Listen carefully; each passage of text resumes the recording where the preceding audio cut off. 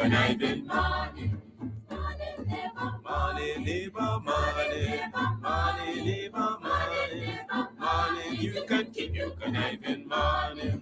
When you've been a corrupt in a bit, there'll be money. Now because your money done, you come with conniving money. When you had your pocket full, in a bit, there'll be money. Now because your money done, you hustle for tell me money. Yes, money, never, money, never, money, money, never, money, money. Now I don't want you conniving money. Neighbor, neighbor, joker. Neighbor, neighbor, joker. Neighbor, neighbor, joker. That's all the money that me walk. A 2 pound note and a kill that piece. A 2 pound note and a kill that piece. A 2 pound note and a kill that piece. This is all the money that me walk. I said money, neighbor, money, neighbor, money, money, neighbor, money, money. Now I don't want you conniving money. Oh, Joseph. Guyana and Guyanese, at home and abroad. Tune in to Guyanese Morning Time, hosted by Kadaki Amsterdam, where the sun always shines. Guyanese Morning Time, the people call it Guyanese Morning Time. Rhythm, Guyanese Morning Time. Intelligence and knowledge run the front line. We go again, Guyanese Morning Time. The people call it Guyanese Morning Time. Rhythm, Guyanese Morning Time. Intelligence and knowledge run the front line. We go again. We rise up early morning watching Comes TV, where wisdom and knowledge, yes, it is the key. Exposing corruption over land and sea, where the wicked politicians they try to trick me. Guyana is a land for everybody. With 6 races should live in harmony. There's one set of people getting aisle money. There's one set of people doing the thievery. Guyanese Morning Time. The people calling Guyanese Morning Time. Rhythm, Guyanese Morning Time. Intelligence and knowledge run the front line. We go again, Guyanese Morning Time. The people calling Guyanese Morning Time. Rhythm, Guyanese Morning Time. Intelligence and knowledge run the front line. We go again. This is a program that you all can see, sharing your views and your integrity.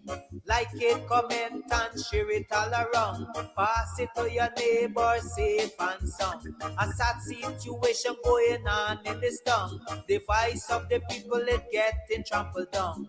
Out of the mouths of babes and sucklings, which Jah has ordained me to sing. I sing Guyanese Morning Time.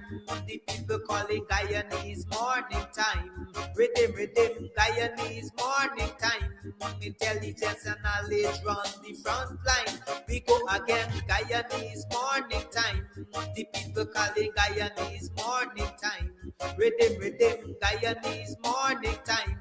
Intelligence and knowledge run the front line. We go again. Stop fooling the people.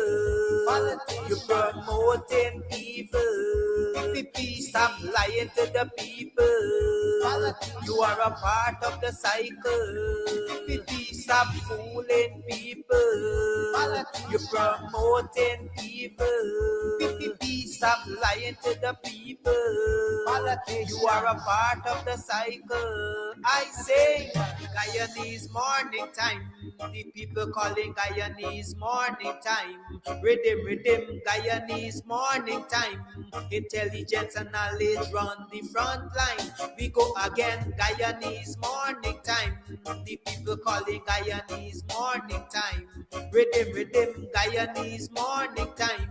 Intelligence and knowledge run the front line. We go again. They got Breakford, Bork and Mark Benchcop. David Hines and Kadaki Amsterdam. Sherrod Duncan, Nigel London. Normal Brown and Gavin Matthews. Big up Paslow, Poor People Governor. Simona Brooms, Robin Simpson. Hampton Green and Winston Jordan. And yes, we can go right on and on. Guyanese morning time. The people calling Guyanese morning time.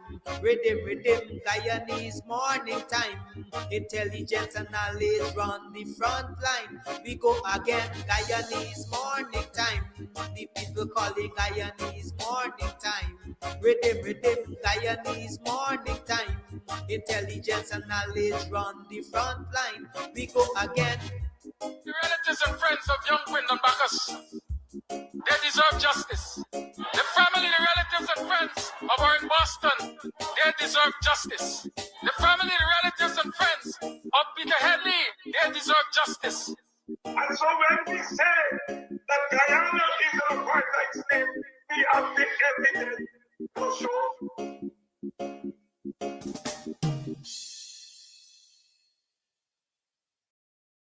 Hey, Buxton, Guyana, it's here again. It is the Black is Beautiful Cultural Pre-Emancipation Evening on the Buxton Line Top this July 31st. Headlined by Mark Batson, featuring the Buxton Steel Orchestra, Brian Chester, Nancy Story, Kwekwe, lots of songs and dances and poetry and skits, Pim Pim, and lots of other performances. This July 31st, Buxton Line Top, Black is Beautiful. It's a pre-emancipation cultural evening, showtime, 7 p.m. sharp.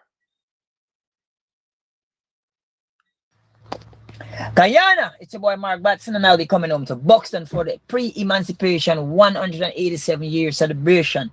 And if I say be there, activate yourself, because Mark Batson will be singing songs like "For Your Love, I'm Begging for a Sec, I Am the Man, Call Mr. Larry." Buxton, 31st of July, Buxton Lines Up. Make it a date, don't be late.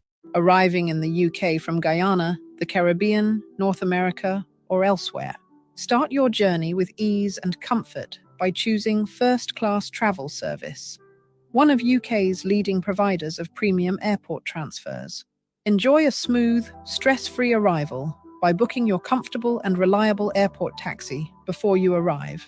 With affordable rates and exceptional service, we cover all major UK airports, including Heathrow, Gatwick, Manchester, Birmingham, and many more.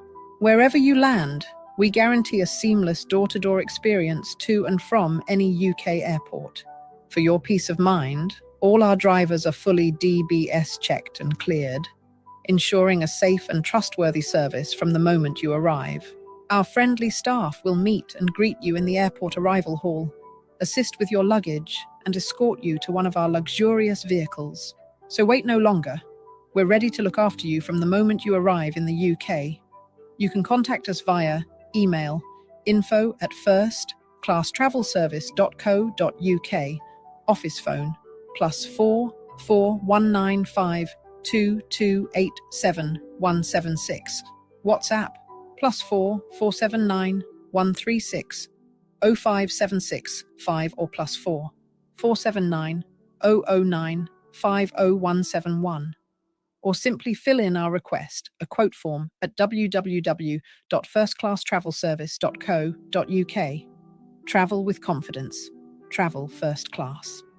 All right, so today we are here at Club Twilight up in Buxton, and we are here to talk about all that's going on up here. Trust me, if you are on the East Coast, you're in Buxton, you're in Tongue, you're looking for a place to get away to, this is the place. The Cutters, mwah. Listen, I'll be having some just now again. We'll talk about that. And then, of course, the ambience is beautiful, fully air conditioned. The decor is on point. The music's on point. Everything's on point. It's just me. I need some work. But everything else that belongs to this club here is on point. So if you want to find a nice little place where you can just drive out of town and have some drinks, have some food, you can call, you can order your stuff and just take it. You don't have to stay. Or if you want to stay here, that's what's up. And of course, they have special events for Valentine's. You can rent a hall. You can rent a hall, honey. You can rent a hall for weddings, for birthday parties, to have a bash. I hope he edits that out. But you know, whatever it is, this is definitely the place to be. So it's on Sideline Dam. You definitely want to ensure that you check this place out. But it's on your to-do list. all right, on your to-do list. This is definitely the place to check out, a really cool, chill spot here in Buxton. I like this. Buxton needed this. We needed this. I needed this. You definitely needed too. Thank you. Omru pogru Guyana, uagri pogru padaze, murube naitiarom tazentai, mansada, wiyum sawida, de quebrate la poro iram sada ipairam ku, ipuku prana astung korem sa. Atu pansa pinanepu negat poiru ze quebravi womu pampe ada pruya o ada pruya.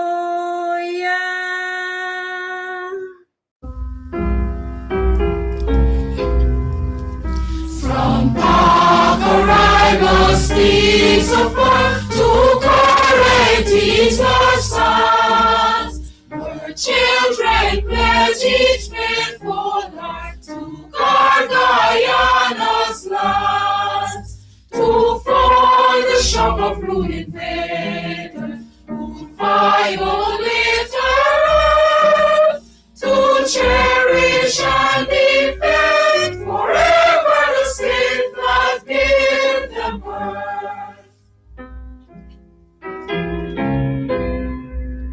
We'll forge a nation's mighty soul, construct a nation's faith. Freedom our everlasting goal, courage and truth our aim. Unyielding in our quest for peace, like ancient heroes brave, to strive and never cease, with strength beyond the slave. Guyana, plant of glorious virtue, faith, prosperity, joining the universal search for worldwide community. Your people must surrender greed, then you are polity, with one forever changing great for nations' unity.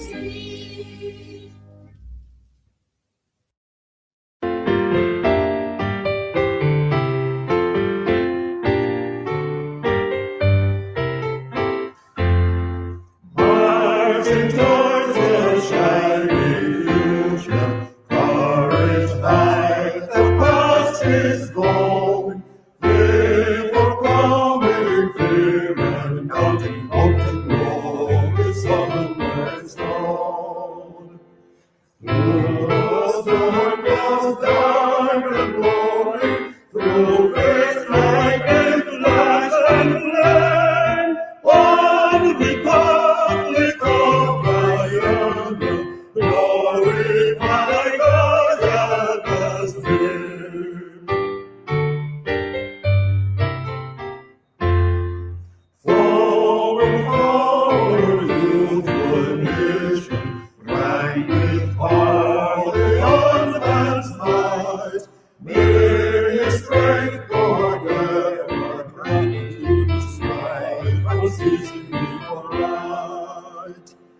From Guyana's base consummate, to white star whence takes the train, build thy people, dear Guyana, strong, united, loyal, free. My Guyana, my Guyana, my Guyana, my Guyana. Hey, morning, are you morning? Good morning. Morning, are you morning? How are you do? It's now 7 hours 26, and it is the 30th day of July in the year 2026. How y'all do? Welcome to another program of Guyanese Morning Time. I'm your host, Kidaki Amsterdam. What's going on? How was it yesterday? How was it last night? How are you feeling this morning? What do you plan doing today? Tomorrow is the final day in the month of July. We got 5 months to go. How much have you achieved from January to now? We passed half of the year. Have you achieved even 50% of your set goals? Are you optimistic that you're going to get them achieved by the end of the year?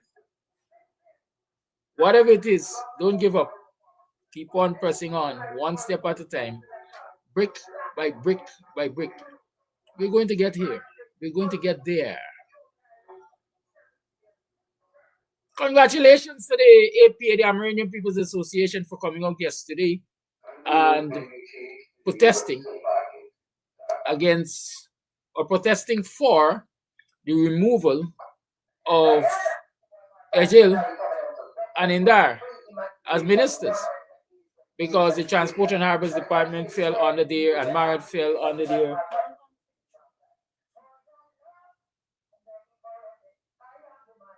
In a minute.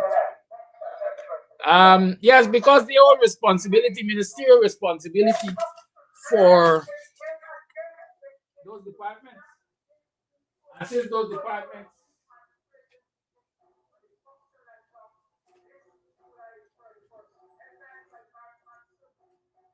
are in the midst of the tragedy of MV Barima, then, like we say, the buck stops there. And they have to face the consequences of that issue. And so, yes, I was pleased to see the members of the Amerindian People's Association coming out and protesting. What I was not pleased about was the number of Amerindians who came out to the APA. Because we continuously say that you need numbers on the street, people need to put. You need to give him you need to see boots on the ground. And so, because a large number of Amerindians, and note I'm saying Amerindians, did not turn out to that protest yesterday, I see the PPP and the Dragoons, the low life, the LBs out there claiming victory of the APA and trying to, chastise the APA and so on and so forth. But we're going to talk about that in another program, another episode of the Guyanese Morning Time. Right now, it is Thursday and we have Mr. Vincent Jordan. We have to welcome him back. And so I'm going to do just that anytime now, so that he can get the ball rolling and we can stay in the loop of things.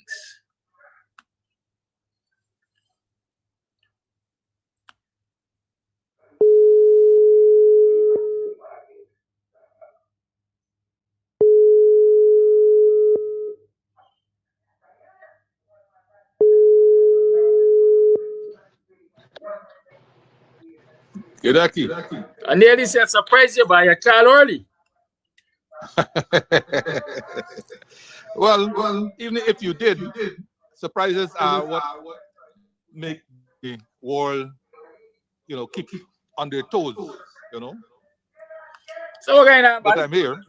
I know you've been out there. Yeah, man. I hope you had some relaxation and so on, and you were watching the drama from a distance. All of that. In addition to, of course, enjoying managed water and so on.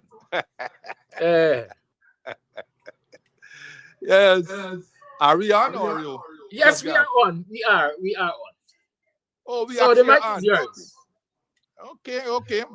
Well, it's good to be back. Sometimes you don't know how you are missed until you are missed. And I was actually listening last week Thursday off and on to the program while I was enjoying myself in Jamaica. I left here on the 19th, which was the Sunday.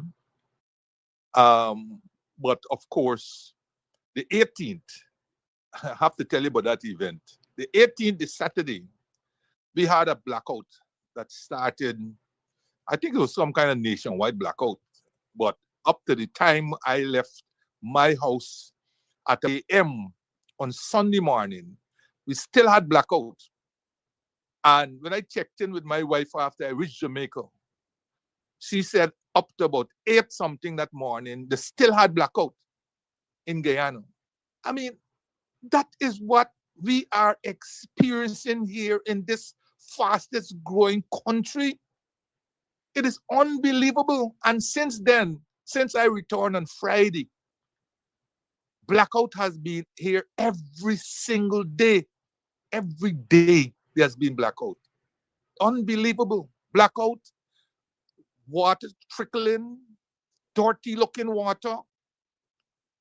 Those are just some of the issues added to the multitude of the other issues that this country has to attend to. But the good side, of course, is that I went to Jamaica to partake in the events of the marriage of my son. My son lives in Canada, and they had an earlier ceremony, civil ceremony, I think in April, but they had a real wedding in Jamaica last week, Wednesday. It was a grand time, and it gave me the opportunity to reconnect with many family and friends and relatives and favorites and admirers and so on in Jamaica, because I think the last time I was there was in 2019. And so that was a joyous occasion. The wedding was a joyous occasion. And it was also, as I said, an opportunity to reach so many people, including some who I didn't know, because coming back on Friday, I put on my emancipation shirt. I have a beautiful, one of many shorts that I was able to purchase from the motherland, from various countries in the motherland. And I had a quite exquisite looking one. And I didn't realize it was the talk of the airport as I was walking through the airport. So by the time I reached the lounge in the Jamaican airport, 2 brave women approached me and said, "Oh, that's a beautiful shirt." I said, "And what about the man?" I said, "Yes, you too, but that shirt is fantastic. They love it," and so on. I said, "Well, if I had another shirt available, I would have taken this one off and given you and put that one on." And then a woman said to me, "But you know something? Your voice sounds familiar." I said, "Really?" I said, "I don't live in Jamaica, you know." She said, No. Your voice sounds familiar. Who are you?" I said, "Well, you know, I used to be the former minister in Guyana, but I do a little podcast." She said, "Oh, yes, you that man on YouTube. You and that man on YouTube. Yes, you got her. I remember it now. You got on you have a blue background, and you got on some kind of blue suit and so on." I said, "Yes, yeah." She said, "Yes, you'll be talking a lot of things, but Guyana." I said, "Yes, that's me. That's me." She was so happy to meet me and so on in the flesh and so forth. So as I said, it was nice to be away and enjoy those nice quiet events. And unfortunately, you have to come back to this country here. Only yesterday on Bloomberg, there was this elaborate article as to whether Guyana is being visited by the resource curse and the high level of corruption in Guyana. This was on Bloomberg, but more on that at a later time. So thankful Thursday. It's good to be in the land of the living. As we said, not many made it, and quite a few didn't make it from the last time we spoke. In fact, I want to feel it was the carnival of death over the last 2 weeks. And I start with Miss Janice Amelia Simon, also known as Bucky and Maya.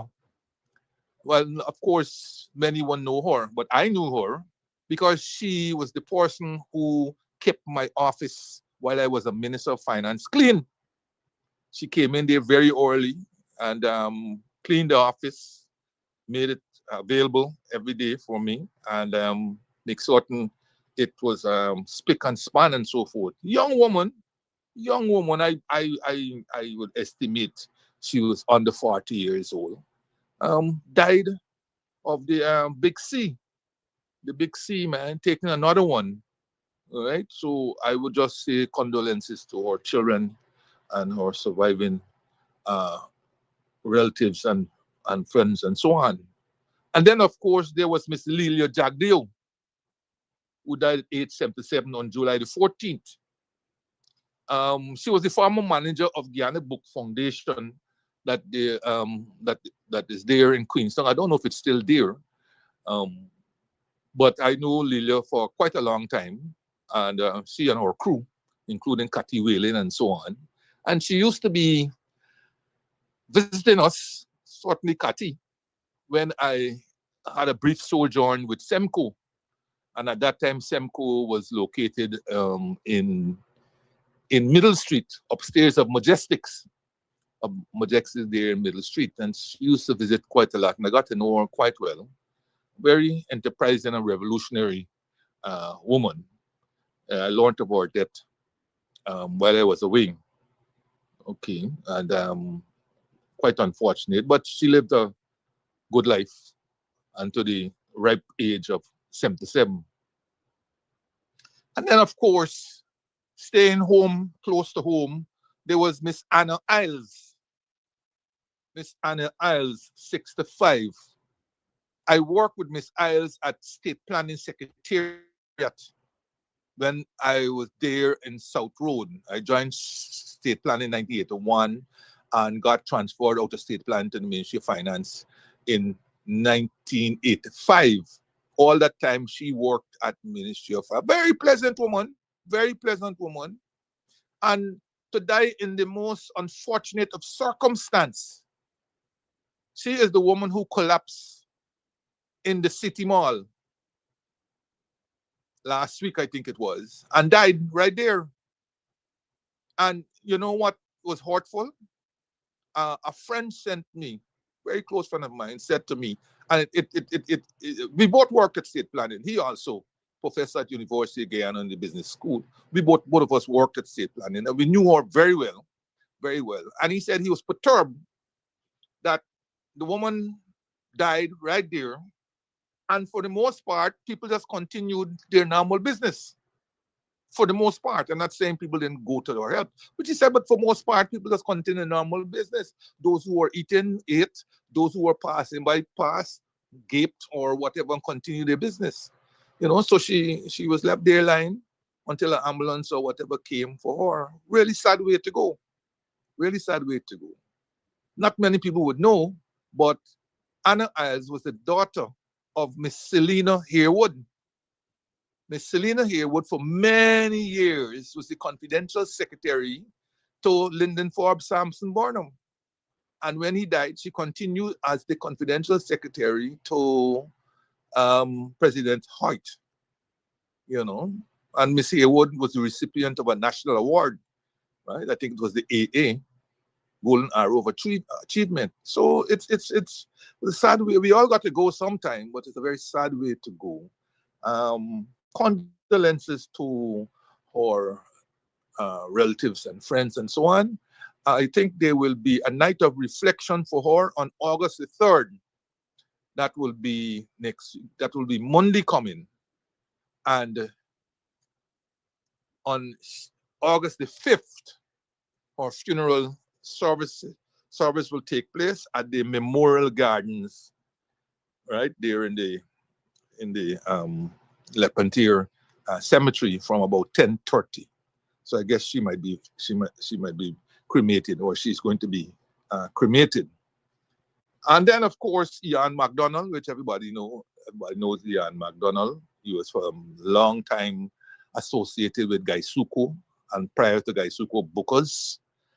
He had a running article in the Stabroek News until the Stabroek News went out of business, very literary agent. He won the Hummingbird Medal, I think, for a book of poems that he did, and so on. Well known. He was also into sports, lawn tennis. He went to Cambridge and so on. Exceptionally well known. He died at 93 years. That was a talent that contributed extensively to Guyana. And then I think after Guyana, he left and lived in Canada, so to speak. So condolences also to his relatives and friends and so on. And yesterday, I learned of the death of Sidney Matthews, also known as Sid Matthews. Now, for those of you in cricket, you will know that Sidney Matthews was a Guyanese fast bowler. And I think he started out as a fast bowler. And I think afterwards he bowled leg breaks. And I think he probably got more wickets bowling as a leg break bowler than as a fast bowler. But I used to go and watch the likes of the Matthews and so on play cricket on the weekend at all those grounds that you had, especially in the Wolford Avenue. And then I also at police ground there, GDF. I think at one time he played for GDF. I know he was associated with DCC, and I think his early outing was with the East Bank club. You know, Sidney, he died at age 74. Died at age 74. And, you know, I was looking up his bio, and he was apparently part of all the three Guyana teams that won the regional championships, with the early one being in 1973 under the captaincy of Ruan Kanai. And here is some of the people, if not all of the people of that team. Just listen to the names compared to the foolishness you have today, where West Indies team can't even qualify for the upcoming World Cup of cricket. We got to go and play cricket now with the minnows and so on to qualify to see if we can get into a World Cup that we won on 2 consecutive occasions. Now we can't even make automatic qualification.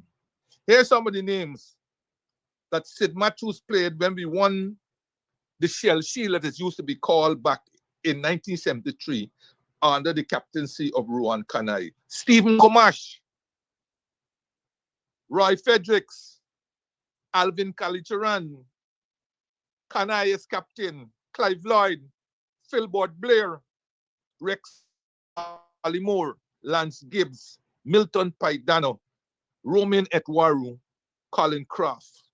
See that name? That whole team that I called, they could have been a West Indies team, but they were just a Guyana team. Could have been a West Indies team. Milton Paidano never played Test cricket, but he toured with the West Indies team, I think, when they went to India. Right? Of the names that I called there, Steve Comash, Roy Fredericks, Kalchuran, Kanai, Lloyd, Gibbs, and Colin Croft all played Test cricket for the West Indies. Romain Etwaru came at the wrong time, so I don't think he ever really played even for Guyana for any length of time. But I knew Romain Etwaru as a little boy because when I used to live in Station Street, that house was divided into 4 apartments. And we used to live at the back apartment, and upstairs there was an apartment where the Ramseys used to live. And apparently he used to come there to the Ramseys because his sister, I believe, was married to the Ramsey. That's how I don't recall her thing name, but it looked like his sister. So whenever he came to visit, he will play with us small boys, bowl and and bat and so on. And we didn't want to very often because he had this way of bowling, and before you know it, you're out. You're out. And then his turn to bat, you can't out him. But he was a good sport. He was a good sport. And I remember meeting him 2 or 3 times when he came to visit his sister when I used to live in Kitty. But look at that team, right? So Sid Matthews dead at 74. And he did his part, he played his part, and pretty good bowler. And so condolences to his family. And then the mother load of them all is the 73 plus people who died in the sinking MV Burimo.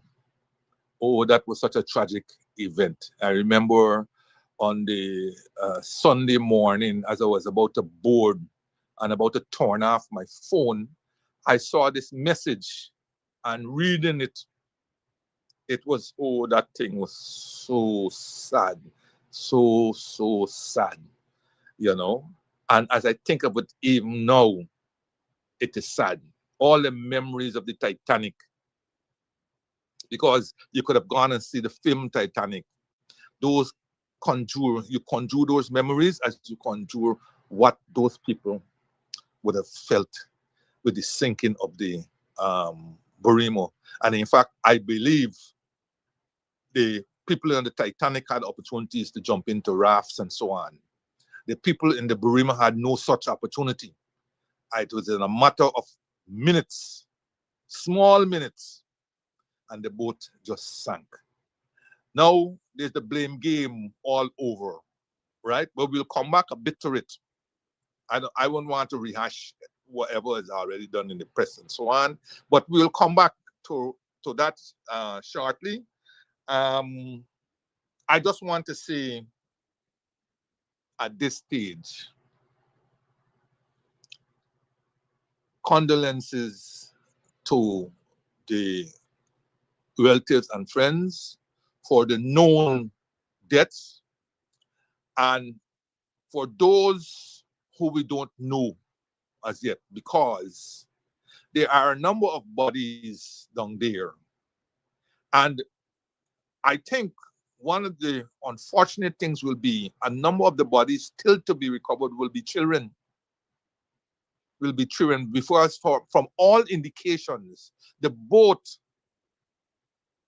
had a large number of children on them, which was not unusual.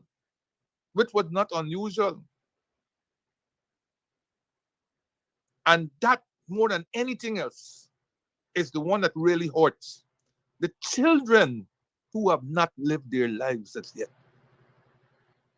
But we'll come back to that. Just allow me to recall 1 Corinthians 15, 55 to 57. 1 Corinthians 15, verses 55 to 57. Where Paul writes, O death, where is thy sting? O grave, where is thy victory? The sting of death is sin, and the strength of sin is the law. But thanks be to God, which giveth us the victory through our Lord Jesus Christ. O death, where is thy sting? You know, many people associate those words with Martin Carter, our national poet, not realizing that it's in the Bible. Martin Carter is not the original of those words. It's in the Bible, 1 Corinthians.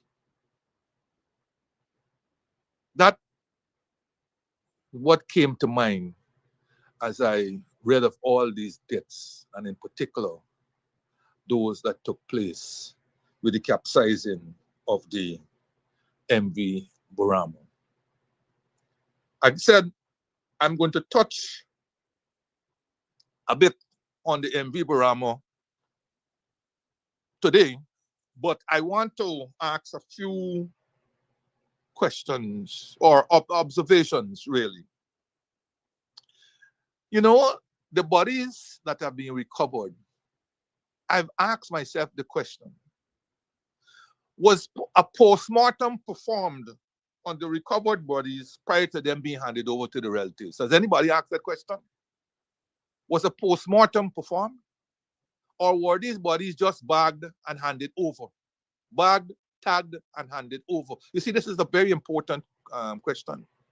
You can't assume that because the ship capsized, that the bodies recovered all drowned or died by drowning. Clearly, all of them, one contributory cause could be drowning. But was that the main cause or the secondary cause? Regardless of the cause, was a post-mortem done? Was a death certificate issued showing the cause of death? Because this is very important for many reasons. Litigation reasons,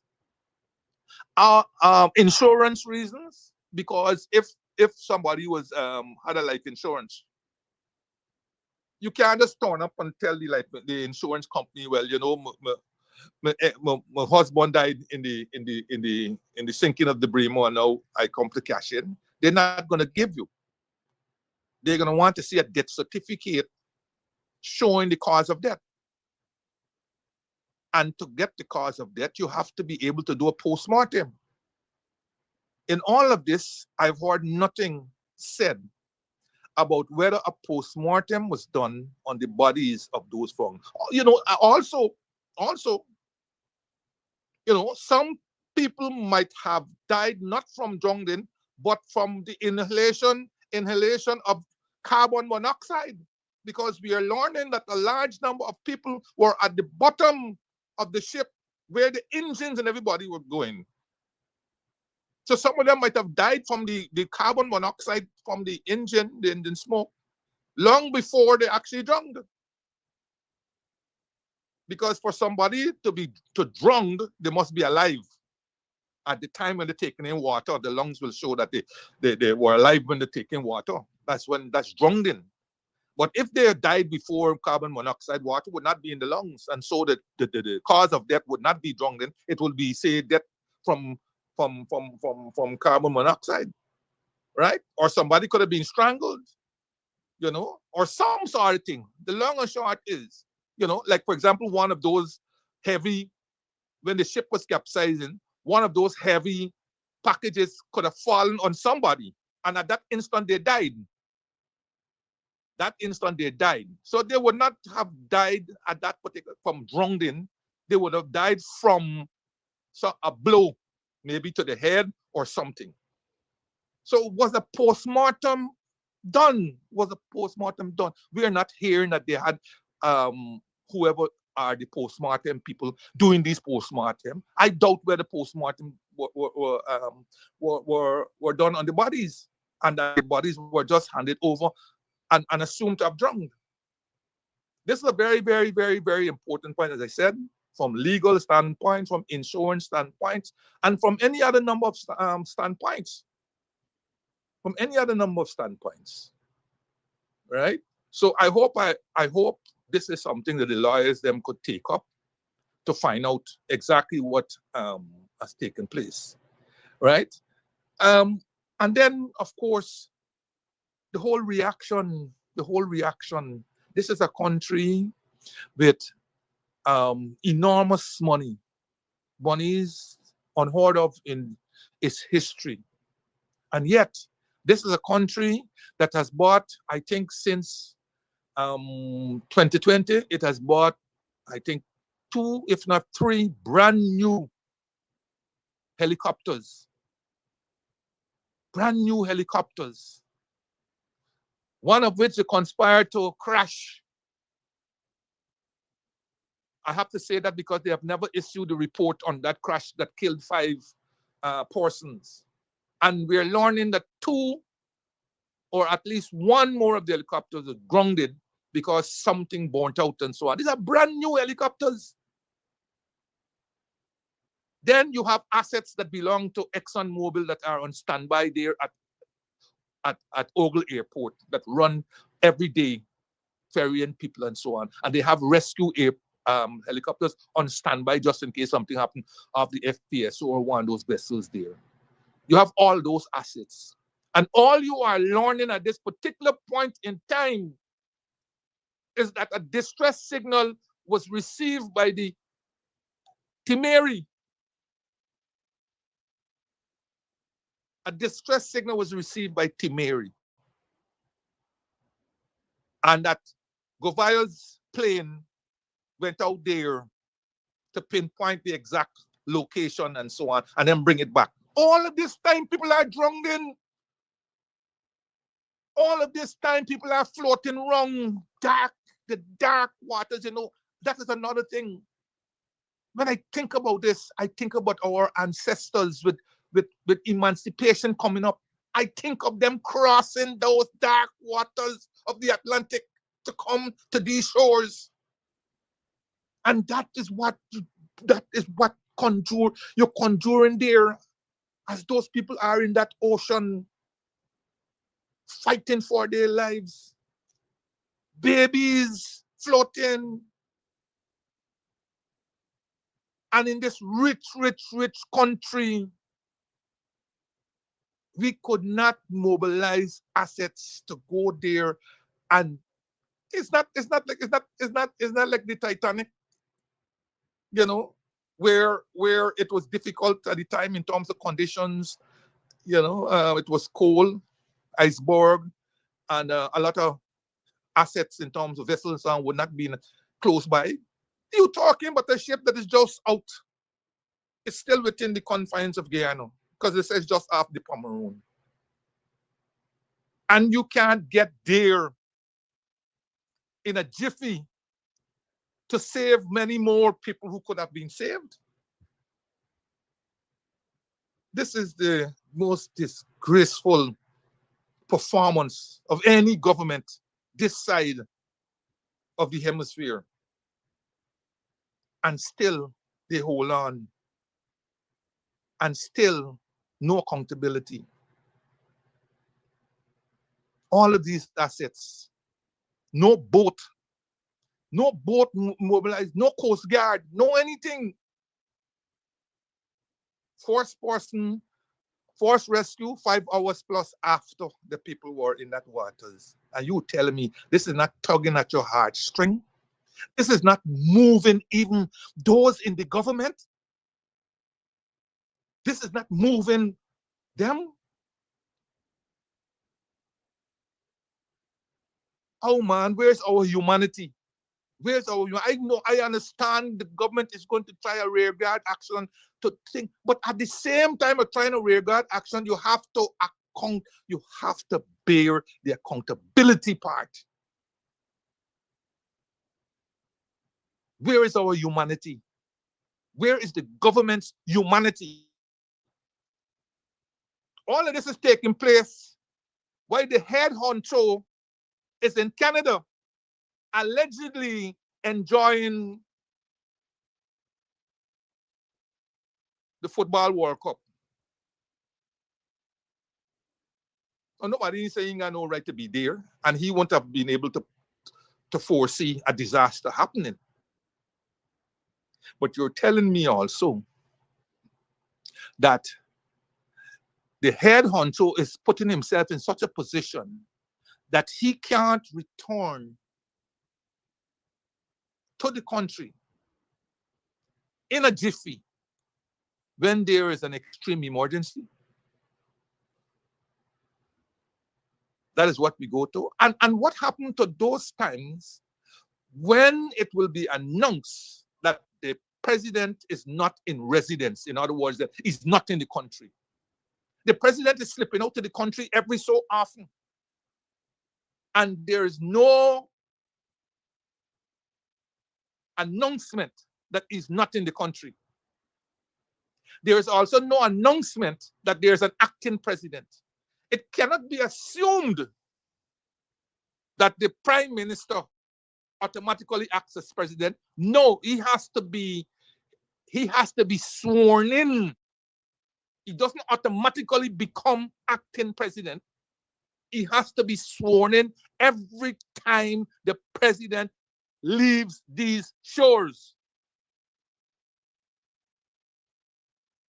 And maybe it is time that ceremony becomes a public ceremony, recorded and posted Because there's too often that the president is leaving this country, you don't know that he's out of the country, and you don't know that Phillips is acting as president.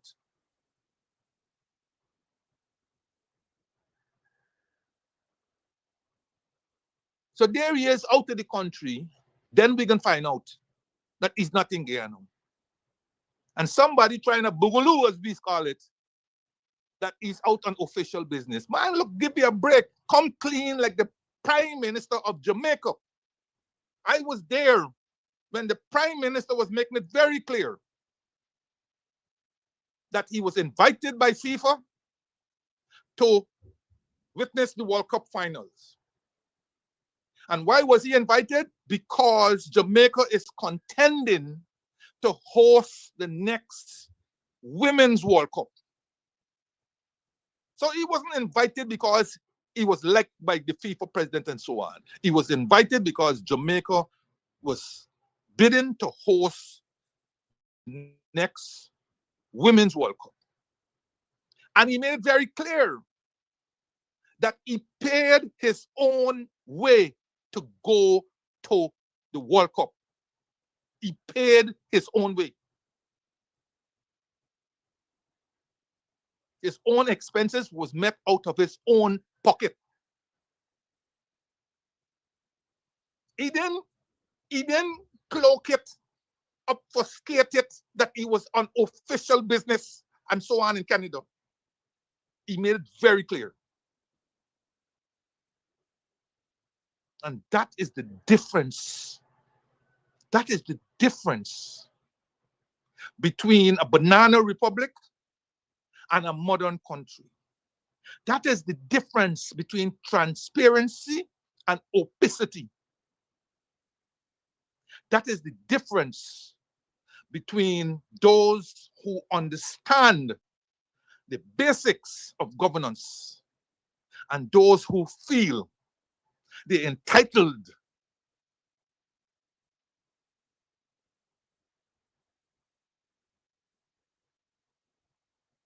So yes, he was there explaining in quite detail. And he wasn't offending anybody and shouting at anybody and giving people the impression that you're importunate to be asking those questions and so on. Because you see, Jamaica's a different society to Guyana. Different society. And they have to thank the Lord that they don't have a race problem, the kind that we have here, that is stymieing progress, greater progress in this country.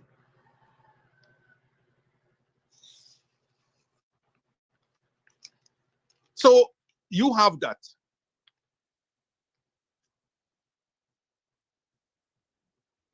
And then, of course, they set up this commission of inquiry. Well, as far as I'm concerned, the commission of inquiry is dead in the water. Dead. Dead in the water. Because it's a hoax. It's a hoax. Again, the difference between democracy and entitlement. Everybody understands that the government, that the president has the authority to set up the COI, and that he may have the final say or so on. But there is precedent in Guyana during the crime wave when Jagdeo as president acceded to the requests of consultations to set up the commission of inquiry. And as I recall, that commission of inquiry comprised erudite people like Justice, former Chancellor Keith Messiah. Then there was a woman, I think, who came from Britain or United States or someplace that was part of one of those organizations that formed, I think, the 4 or 3 or man committee or whatever that inquired into that thing.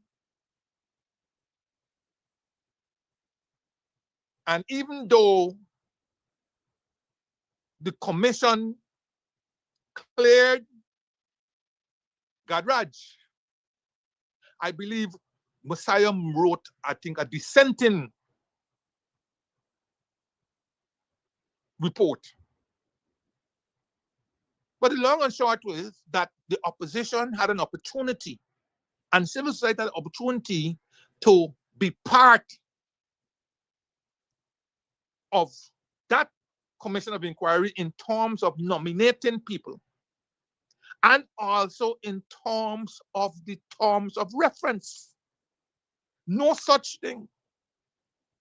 No such thing took place this time around, notwithstanding all the claims and clamor for the widest possible consultation in both the membership composition of that commission of inquiry and the crafting of the terms. I saw some fantastic terms of reference crafted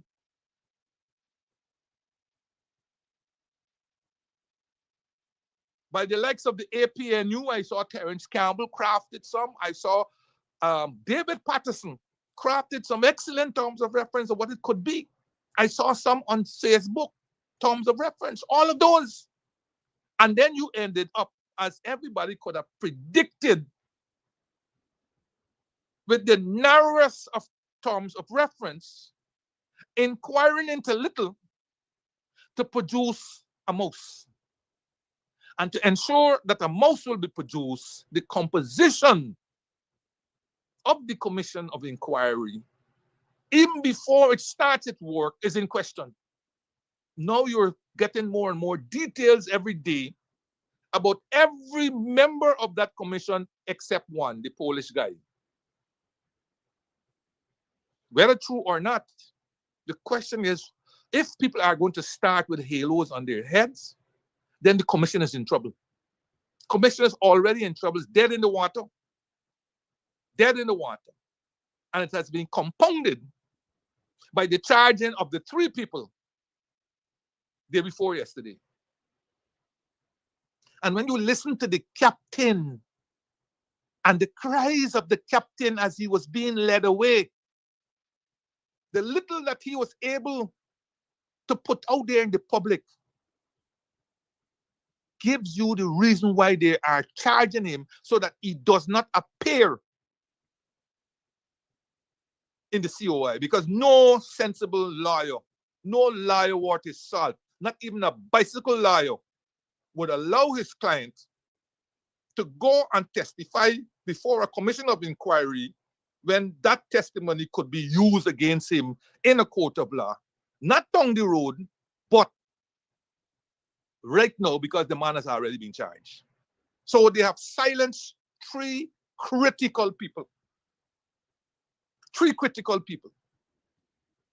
Silence them. Right away. And then you got a DPP running out with a statement claiming how she got the unfettered right and independence. All that is known. All of that is known. All those rights are in the country known. But do you have the tact? Do you have the tact? Are you aware what you are doing? Or are you fully aware of what you are doing? Because when you talk about, oh, there is precedent, the same thing happened with the 2020 elections.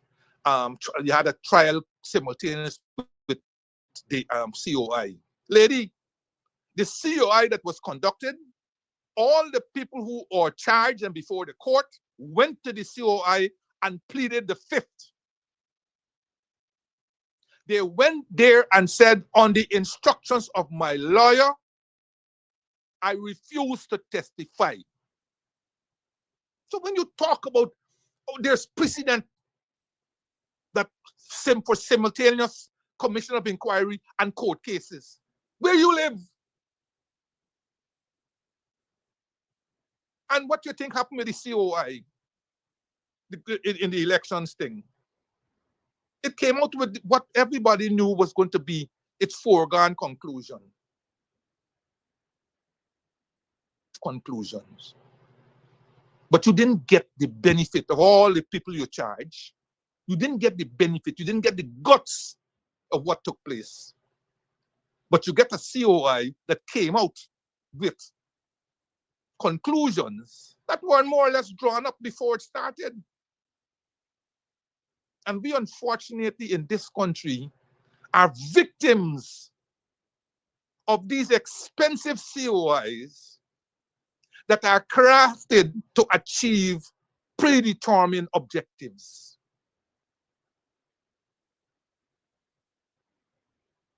So this COI is dead in the water. Dead in the water. And it's made deader still. Yes, I kind in the word, deader still. When the government comes out with this curious approach of telling people, well, we're thinking about making this site a memorial site.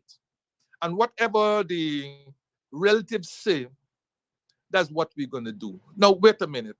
First of all, let me go down a place where I didn't want to go down. How many people were on this boat? We don't know. But let me use your figures. 179, which changed so many times. 73 recovered dead bodies, another 60 something. In other words, you said another 30 something missing, presumed dead. First of all, you don't know those 30 who are their relatives, all of them. You don't know. I'll give you a typical case. I read yesterday where one of the persons presumed dead, but whose body was not recovered, is actually alive. That though his name was on the manifest, he never traveled. He never traveled. He traveled the day before, the Friday, with a friend who was going into the interior. And because he probably had access to communication, he wasn't aware that the Burima sank and that he was presumed to be missing and dead. So his name is on the manifest, but he never traveled. And then you have those whose names are not on the manifest, but traveled. And their relatives also don't know that they jumped on that boat. So while they think that their relative might be somewhere in the interior mining for gold and is expected to come out either by Christmas or so on, they don't know that their relative was on that boat because they never told their relative they're going on that boat. They never told them. They might have told their relative, listen, I'm going into the interior. But they never told the relative by what means they were going into the interior. So some of them may be on that boat. Some people might have made a last minute decision to go on the boat and use their friends to jump on the boat without a ticket. Let me tell you something. You all remember the independence when they had two boats? Just think about that, and you will think about the chaos that attends to this country. Look at that. Even the ambassador allowed herself to be part of that melee. You had a boat ram-packed with people. Not a single soul was made to register anywhere before they got on that boat.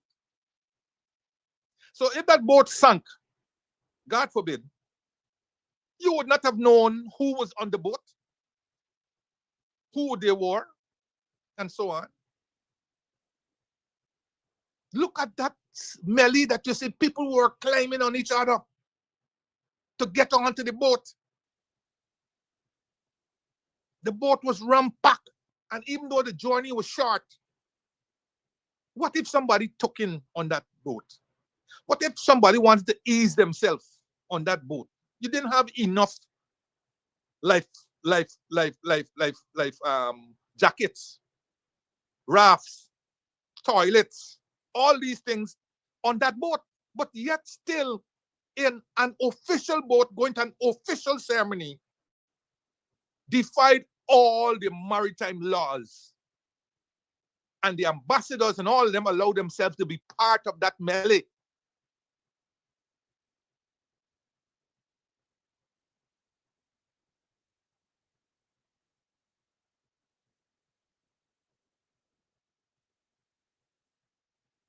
That is what you got going on in this country. Unbelievable. Unbelievable. Now, the government now saying they're asking relatives what is their position, whether they want the boat to be salvaged or leave it there as a memorial. Well, listen, first of all, this is not a decision for relatives. Relatives may have an input, but that's not a decision for the relatives. Consideration for the relatives. But listen, the relatives could be told, we will salvage the boat. We will get every single soul who is in that boat or around that boat at that particular point in time, and we will deliver their bodies to their relatives. We will then tow the boat to a sandbank or something, and we will put that boat there forever. We'll anchor it forever and make it into a memorial site. That's how you do it. Go and ask United States and all them, where people will go and visit. Hawaii, when the Japanese sank all those boats, and so you can go there and visit. It's not under the sea. And stop using the divers who come up and tell us how difficult conditions are. There are divers who are looking at recovery of bodies. And they were right and honest in saying conditions down there are difficult for us to recover. Now the government has to move in to stage 2, the salvaging of the wreckage. And don't give us no crap about how difficult. That's 50 feet of water. 50 feet of water. Tell me about no difficulty. They got people who are putting up their hands to come and help you to salvage, but you must pay this time. The French divers were free. The Trinidadian divers were free. They offered, those governments offered free assistance, but now you have to move into the big league of salvaging that boat. Salvaging that boat. But now you must pay. Mr. Phillips claimed that how they're getting offers to salvage the boat. When asked who have made offers so far, he refused to give. I mean, basic information. Refused to give the names of those who have offered to salvage so far. But I got my friend.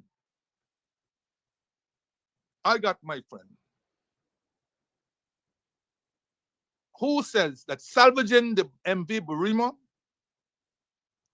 will give closure to the families of the missing. But he's concerned that more and more of the conversation of the government is giving up, is moving towards giving up.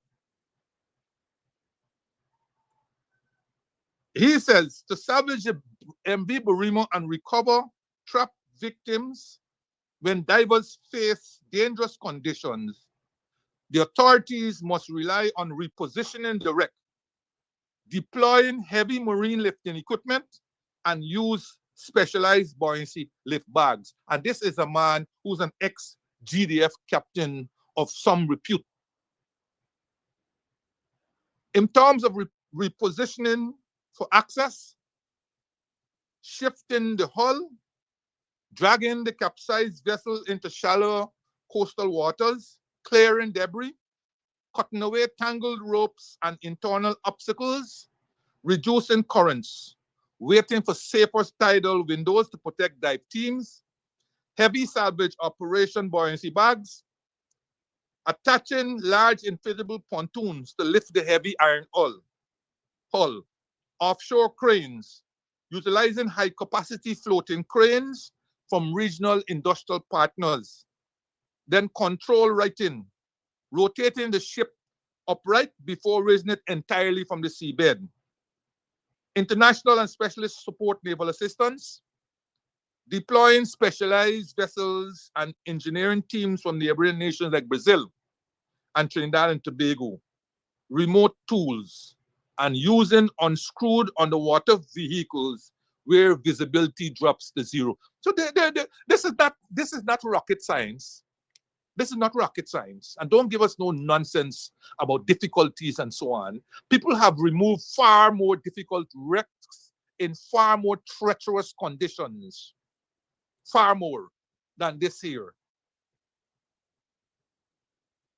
But the government seems all around to be trying to close all the loopholes that will bring out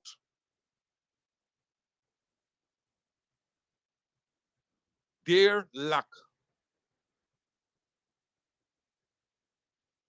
Well, that will bring out their irresponsibility in this matter.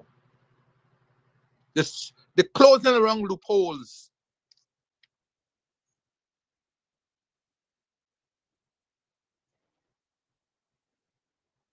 So this is not natural. This is not natural. Now, one positive that has come out of all this is that the opposition, the split up opposition, seems for one moment being able to put aside whatever differences for that one moment and come together in a joint show. In a joint show. And already they're clapping themselves on the back. I see one this morning, I didn't get to look last night, one this morning extolling the virtues of, we may have differences. We may have differences, but when we put those differences aside and come together, we can, you ain't do anything. Once you didn't get the government to move beyond their original position, you have done nothing. You have done nothing. But you have demonstrated that if we unite and apply constant pressure, like physics, there will be movement. There will be movement. Note the words, unite, because a collective force is greater than a single force. Applied constantly will move the obstacle. Move. Move means displacement.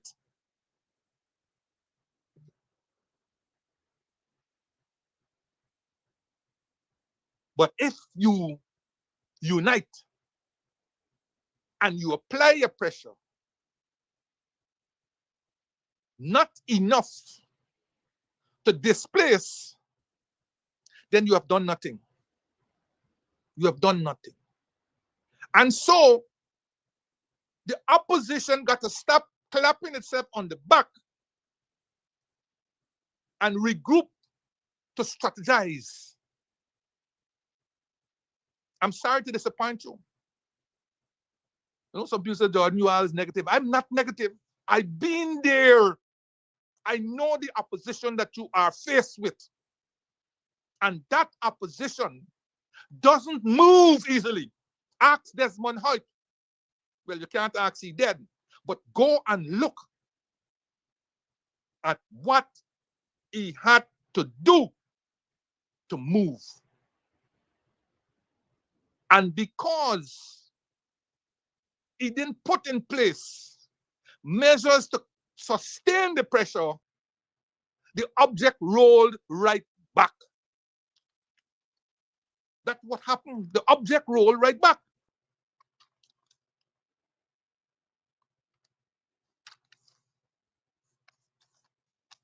So you can clap you if you want to clap on all this kind of story. That's fine. That's fine. But what is the ultimate objective? Have you achieved that? And today the answer is no. In fact, the government is blocking every loophole and is strengthening its resistance.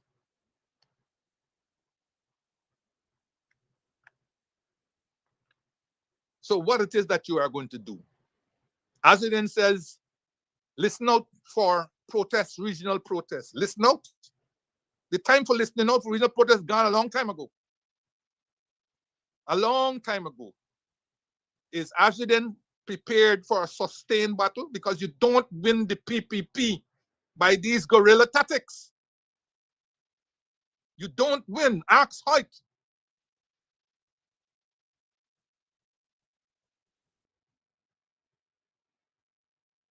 So don't tell us about regional, listen out for regional protests.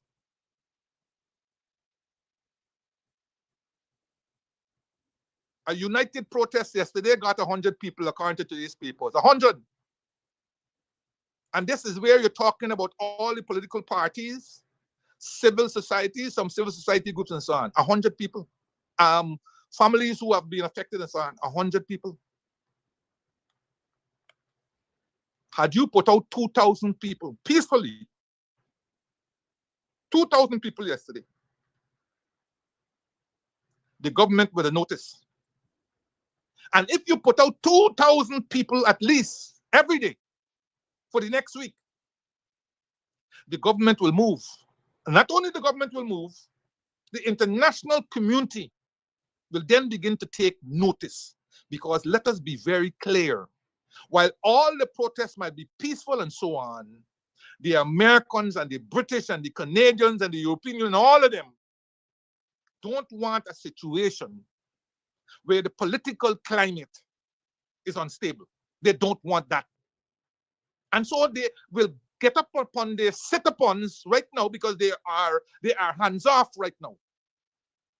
They are hands-off. Notice, with the exception of the King of England, who sent out a message of condolence, as I may have missed it, but no other country, no other of the ABC EU countries has sent out any message that I am aware of. I may have missed it, but you tell me if I've missed it. They are on their sit-upon and they are laid back. They ain't taking notice because they figure out the opposition and know what the hell they're doing. Indeed, everybody has this condolence and all this kind of story. But who do you think are the losers? Meanwhile, the government is rapidly trying to reshape the narrative. And I will talk about one of the reshaped narrative just now.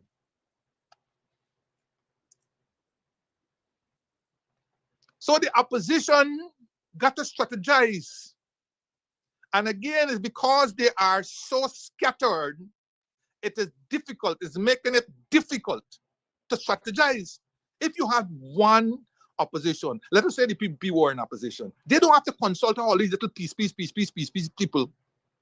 They will meet at their headquarters or wherever, and they will strategize. And then they will go and inform their groups and so on. Here, matters are made more difficult because you got a piece here, a piece there, all over the place. And everybody is Lord and Master.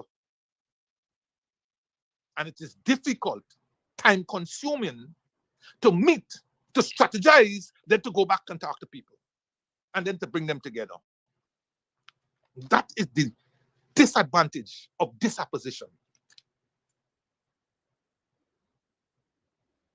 And strategy, man, strategy. That is what is missing. Now, I turn now to Parliament. We're still on the Burima story, but I now turn to Parliament. So you had this Parliament a couple of days ago, and they had protests before the Parliament, for which the government prepared themselves by blocking out a whole distance, putting barriers a whole distance away from the parliament, keeping people at bay. Then inside the parliament, you had people banging desks and all kind of story and so forth. I said again, when you sit down to strategize, you have to ask yourself what it is we are trying to accomplish from that particular action that we are going to set ourselves. How will we measure our accomplishment? And then how will we communicate our accomplishment, lest people deem your action to have been a failure? They are deeming your action to have been a failure because they don't know what were the objectives of your action. So when you come now to the parliament, I ask myself the question, what were the objectives of the banging on the desk and so on? Was it merely to call attention to the MV Burima plight? Was it to call attention to the carelessness of the government in holding a sit-in? What was it? There was no spokespersons out there who clearly articulated what the demonstration was all about. None. And you know why this is important? Beyond the obvious? Because when was the decision made that you will not participate in the parliamentary activities and devote all your attention to the non-parliamentary activities? When was that decision made? Because you know what has happened now? The government went in there and seized the opportunity. Seized the opportunity to pass the said supplementary, for which you're talking all the time out there, unopposed. Unopposed, no opposition, $54.5 billion. Now you're going to jump up and holler again, oh, it would have passed anyhow. Check the Hansard, what the Hansard said. It was passed with zero opposition. A zero opposition is like a yes vote, not a no vote. It's like a yes vote. The $54.5 billion is recorded as passed unopposed. Whereas, had you partook of the discussions, got your points out there, showed the injustices that are being created at this particular point in the debate, and when it came time for approval, you signify your objection by calling for a division of the House, in which every single member of parliament is required to answer yes or no to the passage of the particular bill. So yes, at that particular time, it would have been 36-29. But in the Hansard and in the public view and in the international view, it would have recorded that the 29 opposition people voted down the bill.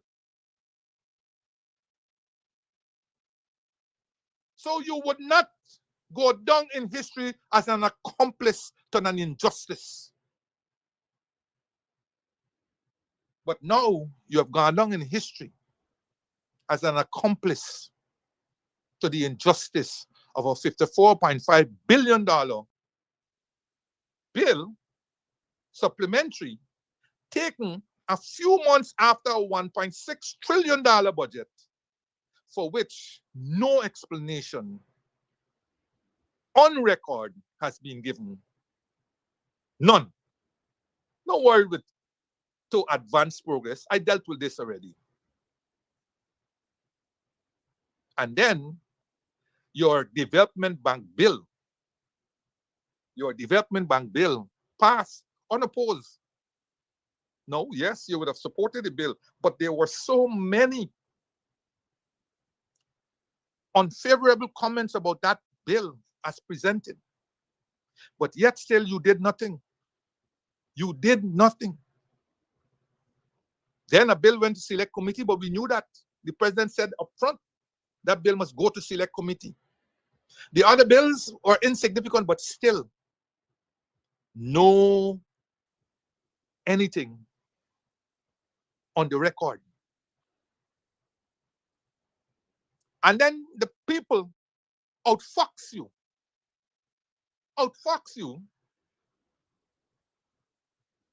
thumb their nose in your faces.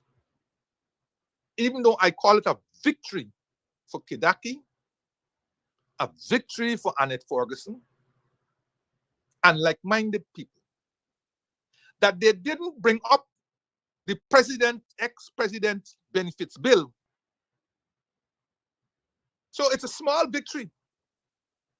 But they are hoping and waiting as night turned to day that all of this will blow over.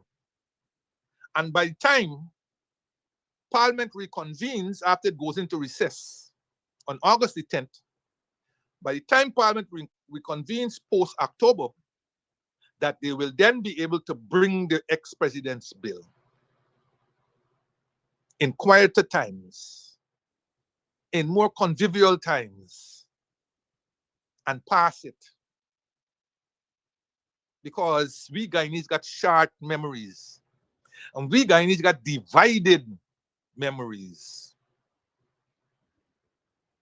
So kudos to Annette. She was there Tuesday afternoon, notwithstanding all the ruckus and so on. She was out there reminding people that the bill is still there in Parliament, that it can be brought up at any time by the government for its second and third readings, and that the government is playing possum at the moment. They've got all that they wanted to get cleared while the opposition was banging and making noise, and without telling us clearly what was the objective of their actions. I'm not criticizing the opposition, you know. I am just saying to you that these things require a level of clarity that we're not getting. We're not getting. And the government continues to win this PR war.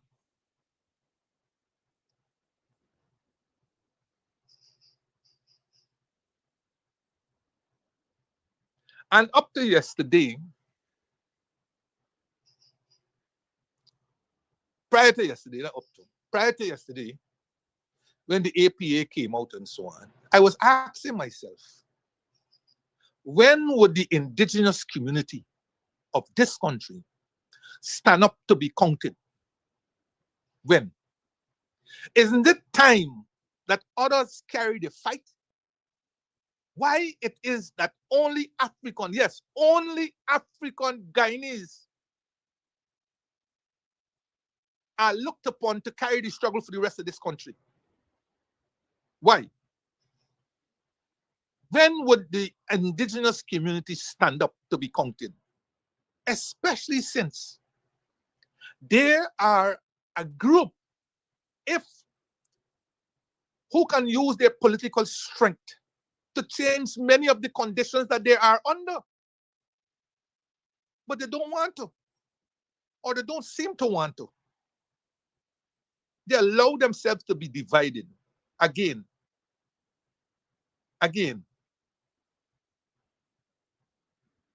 So a lot of indigenous people died. Not only they died, by the way, a lot of them died as a result of the turning over of the boat.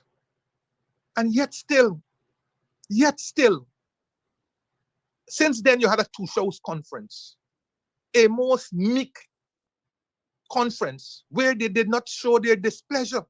All these captains of their communities refused to show their displeasure at this wrongdoing, refused to stand up for their own communities. Instead, they were there lauding the government for their reaction. My goodness, man.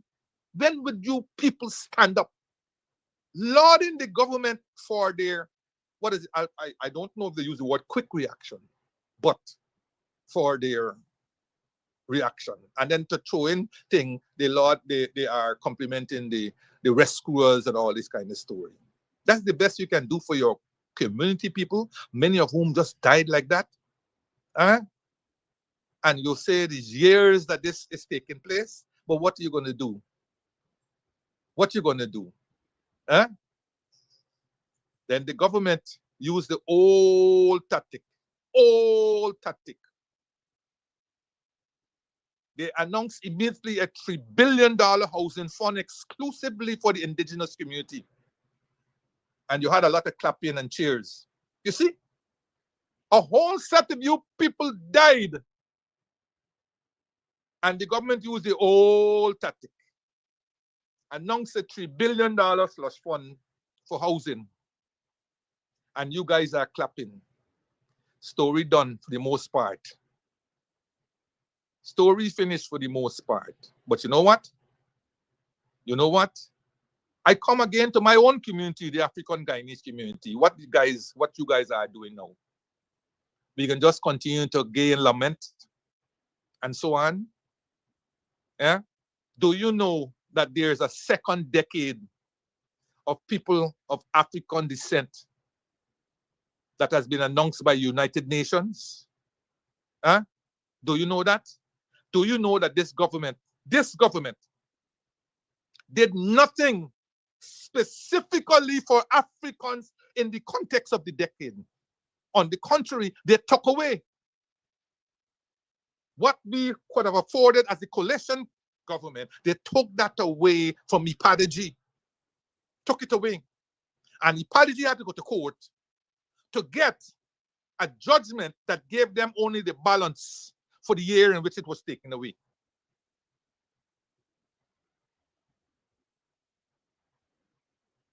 The Amerindian people got $3 billion specific housing, and this is in addition to all the funding. I'm not grudging or begrudging the Amerindians for whatever they get. Lord knows they deserve every penny of it. But for our people who came to this country, met the Amerindians, worked like slaves, worked as slaves, got nothing. The second decade, and we cannot up to this, I think we're in the second year of the second decade or something already. We can't get this government to do specific things in the context of the decade. Nothing. No announcement of a $3 billion African fund, housing fund. No announcement of a $3 billion land settlement fund for Africans. No announcement of a $3 billion African scholarship fund or education fund. No announcement of an African entrepreneurial fund. All of this in the context of the decade, the second decade. No such announcements. But you have the Amerindian Fund that got billions of dollars every year. You got the low carbon fund where the Amerindians getting 15 or 20% of all the proceeds. You got all these specialized funds for Amerindians. Again, as I said, I'm not begrudging them. I'm not begrudging them. The unfortunate thing is that notwithstanding all of those funds that are targeted to those communities still remain in that low, depressed state that they are in. But I'm saying, even in the context where there's a specialized year, a whole decade for Africans, nothing is done for Africans. Nothing. You got the emancipation coming up, and they're already begging for support to host this and to host that and to bring this portion. So begging in the second decade. But hey, so the indigenous community got to make up its mind whether it's going to remain sleeping quiet and look at all these injustices and indignities that are meted upon them, or whether they are going to use their political strength, their political numbers, to advance them politically, economically, socially, culturally, and otherwise. Divided, you will not achieve. Divided, you are not achieve. And the Africans, you are no better off. These two communities remain, and the people who comprise these communities remain the poorest of the poor in this country.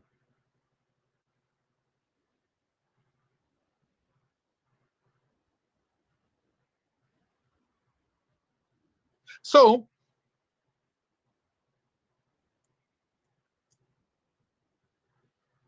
we move on. And I want to, there's so much to talk, and I missed out last week, so I didn't get a chance to, but I don't know. Let us see where we're going with this thing. So I want to come back to the MV Barima, and I want to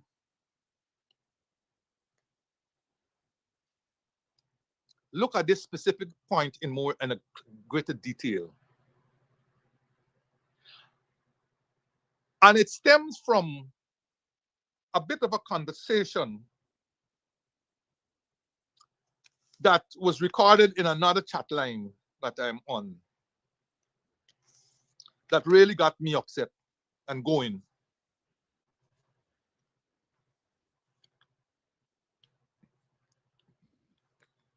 On the 22nd of July, on another chat line that I happen to be on, Rickford Burke, yes, the same Rickford Burke, in the context of the MV Barama said, quote, as far as I'm concerned, the APNU-AFC coalition government also allowed those dilapidated, unseaworthy vessels to operate. Successive Guyanese governments failed the people with a lack of development planning, end of quote. That's what Rickford Burke said. That is what Rickford Burke said. Those are some of the most misguided, uninformed comments coming from someone who knows better, who I thought knew better,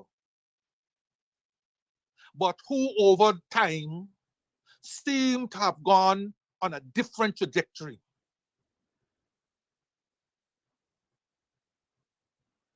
All apparently stemming from some dislike or some hatred of Granger, ex-President Granger. So here is what Vincent Adams, our own Vincent Adams, said in response.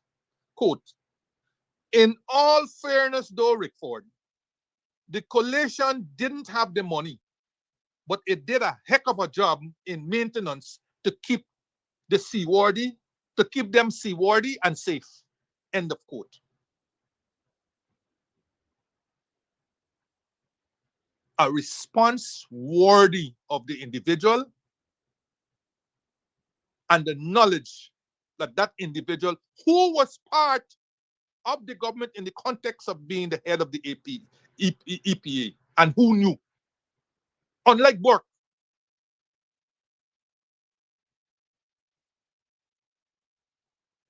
So not giving up, Burke responded. They could have taken loans to improve important aspects of human development, including transportation. Missed opportunity, end of quote. That's what he came back with. Again, misinformed, misguided, uninformed, because here's what I then replied. Quote,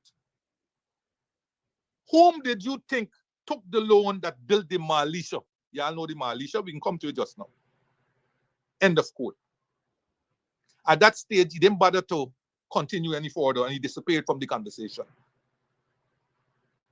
You see, when they talk in their misguidedness, when they talk and the facts, throw them in front of the face.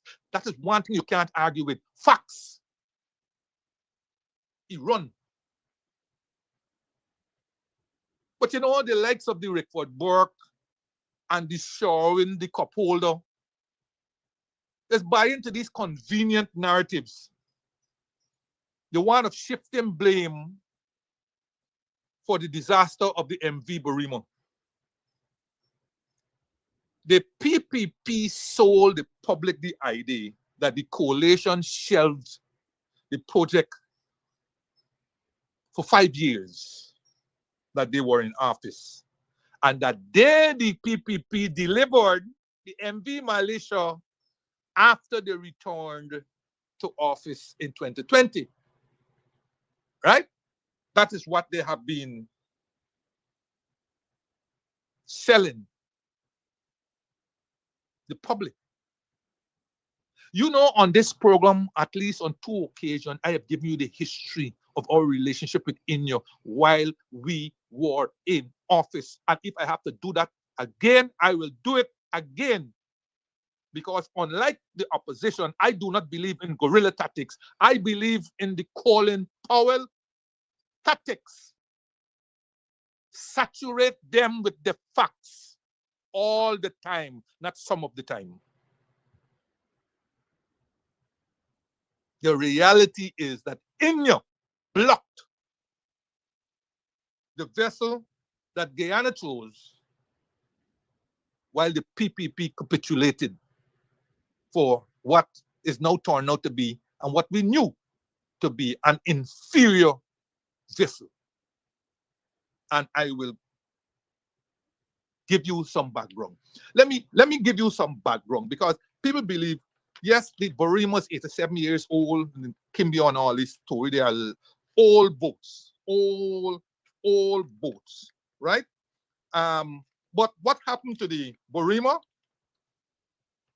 What happened to the Burima was long in the making, especially without the kind of repairs that was done to the Burima in 2015 when we came in to make it seaworthy.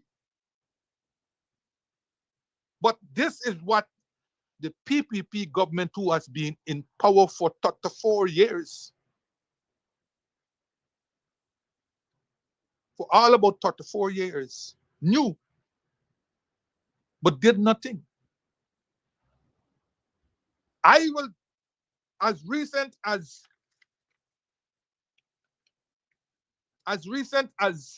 August 28, 2010, in the Stabroek News, here what was the headline.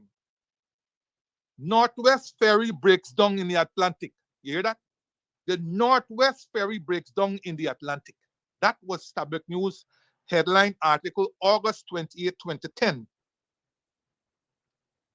I will read you a part of it. Northwest Ferry MV Kimbio was towed back to the capital last night, a day after mechanical problems left the vehicle stranded in the Atlantic while en route to Region 1.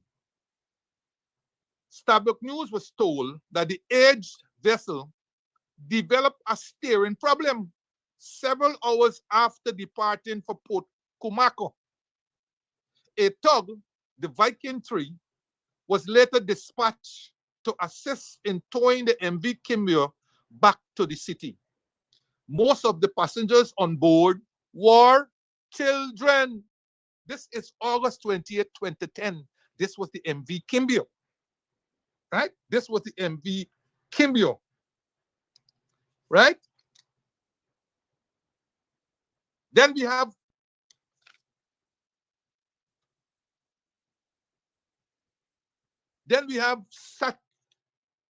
Stabroek News, March 15th, 2012, 2 years afterwards. Headline, another Northwest Ferry in trouble. Let me read the passage. Several dozen persons were last evening stranded on board the Northwest Ferry MV Kimbio, which broke down soon after departing Port Georgetown for the hinterland. Reports are that the vessel was affected by a recurring mechanical problem with a generator on board that has plagued its operation on the high seas in recent months. That was the 12th, March 15th, right? Couple days before that, on March the 12th, 2012, this was the headline. The government, that is the PPP government, still examining options for Northwest Ferries, says Robeson Ben, who was the Minister of Public Works at the time. Ben told Stabik News that the problem in the past has been financing, but the new Chinese-built ferries will ease some of the issues. He said that the government has looked at a number of options for replacing the vessels, all of them being expensive. See, all of these options were being expensive while the government was wasting money, 200 million US dollars on Gaisuko. While the government was wasting money on that project, fiber optic cable, and while the government was wasting money on so many projects that are now in the garbage heap, he was talking that financing was a problem. And the options that they were looking at were expensive. But he did say that within a year or 18 months, this was 2012, so a year would have been 2013, 18 months would have been middle of 2014. A year or 18 months, we shall have a firm position or action on it. So it would have taken 18 months. That would have been the middle of 2024 for them to come up with a decision of how to finance the replacement of the vessels that were running the Northwest. And those were the Lady Northcote, the smallest of the three vessels, the Kimbia and the Barima. Okay? And then we come to the Chronicle, February 28, 2014. Headline, government expects ferry from India before year end. So the government was expecting a ferry from India by the end of 2014. End of 2014. Okay? As we know by now, it never happened. But he did tell Chronicle, Minister Ben Thursday night announced, right? And this was announced in Parliament when he was replying to a question that was asked by AFC Williams. Y'all remember that guy?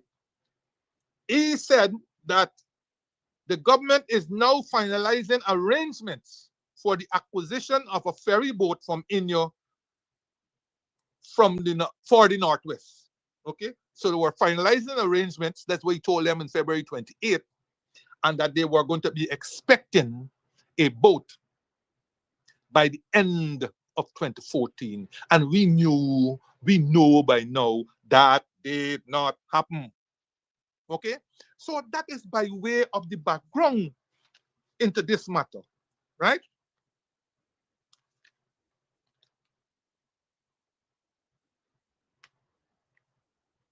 So that's the end of 2014. Now,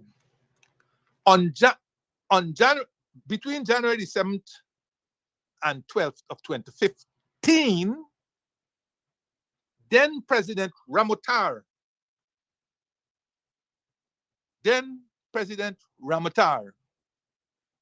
traveled to India for a state visit. And he brought back pledges for a $50 million Ogle bypass road, right? That's the road with a no thing, $50 million US. Then he brought back a pledge of $8 million. $8 million grant for Northwest Ferry. $8 million. And of course, there were other things that were thrown in, like assistance with IT, right? I think they gave us $1 million grant to build an IT lab at UG, which was completed on the grant was signed and completed on our coalition government. But that was it. That was it, right? I think he also brought a pledge of 10 million loan for the Northwest Parish. So there'll be 10 million loan and 8 million, let's call it line of credit, and 8 million grant. So total for the ferry was going to be 18 million in all, right?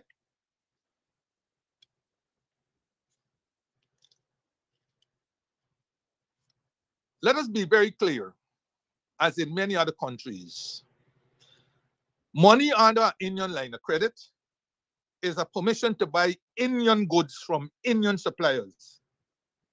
The monies are released by the Exim Bank of India, tranche by tranche, and only for contracts for which the Exim Bank has no objection to. Let us be very clear. So any money that India giving you, it's promotion of Indian goods, Indian suppliers, Indian contractors. Okay? Loan or grant. So I raised this matter before on this thing. Many of them is talk about brotherhood and this hood and all kinds of story. But in many respects, they do the same thing that they accuse the Western countries of doing. Same thing.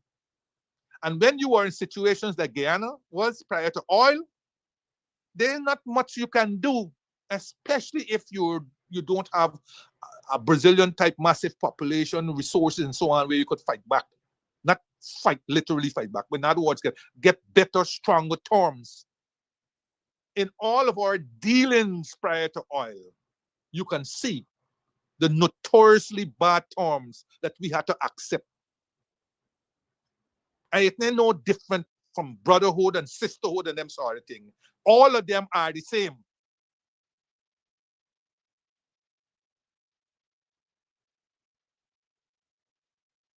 So, it is yours truly as Minister of Finance who signed the line of credit agreement for $10 million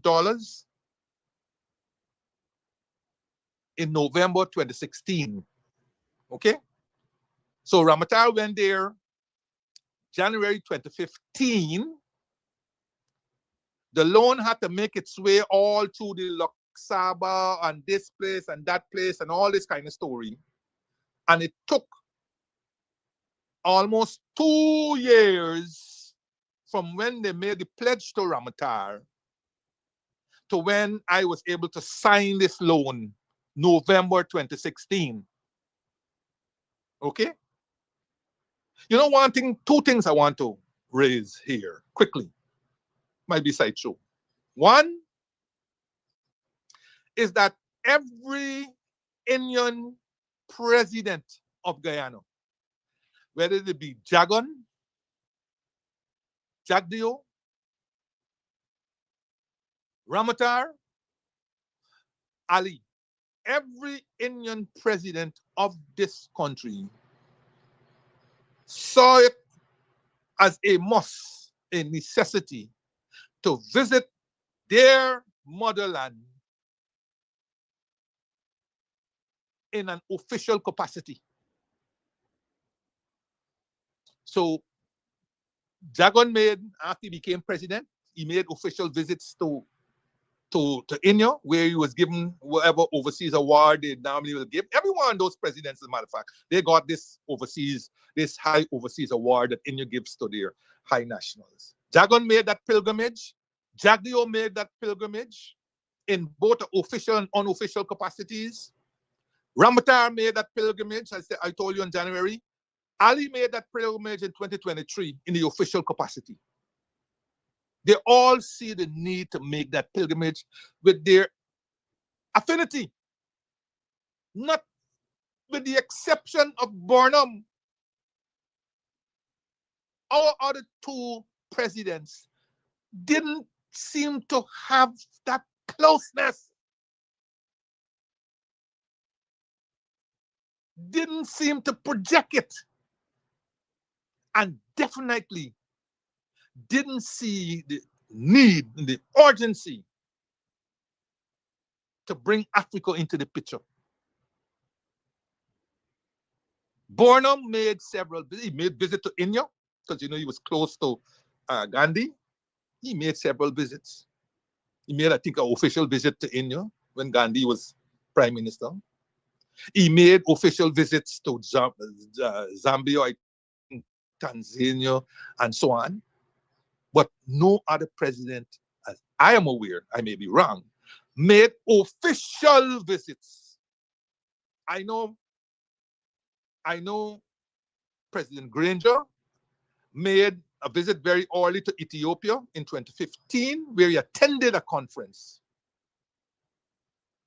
And he made a visit to Kenya, where he attended a conference. But I know of no official visit that he made. So that is one to think about.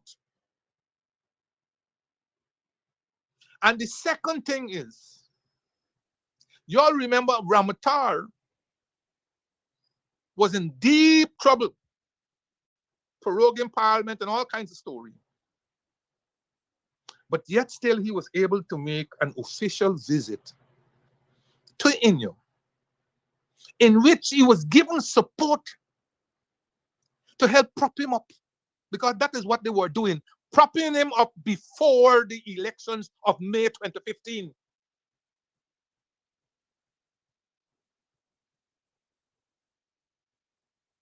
Which international partner allows official business and announces packages just prior to election? But he went to India and he got assistance for the bypass road, for which we never heard about before. We never heard about before of it being of any priority. I heard about it before when I used to write Jaguar's budgets. They were talking about a bypass road from Ogle to Diamond. And it's in several of his budget speeches. But that was an idea, time was far in the distance. But suddenly he went there in 2015 and got money, $50 million, for this Ogle bypass road. We don't know how he came up to 50 million. We've never seen a study done on that road or any such thing, but he got 50. And he got this assistance, $8 million grant. Imagine, $8 million grant. That was a huge sum in that time in the context of the circumstances that we were in. $8 million in grant and $10 million loan to get this ferry. Since then. And then, of course, we got assistance, as I tell you, the IT assistance and so on, from his one visit. And all this was being given months before an election was due in Guyana. Sometimes we got to learn some things from the PPP. We may not like it and how they do it and so on, but this is politics. And we can't play nice boy in these matters.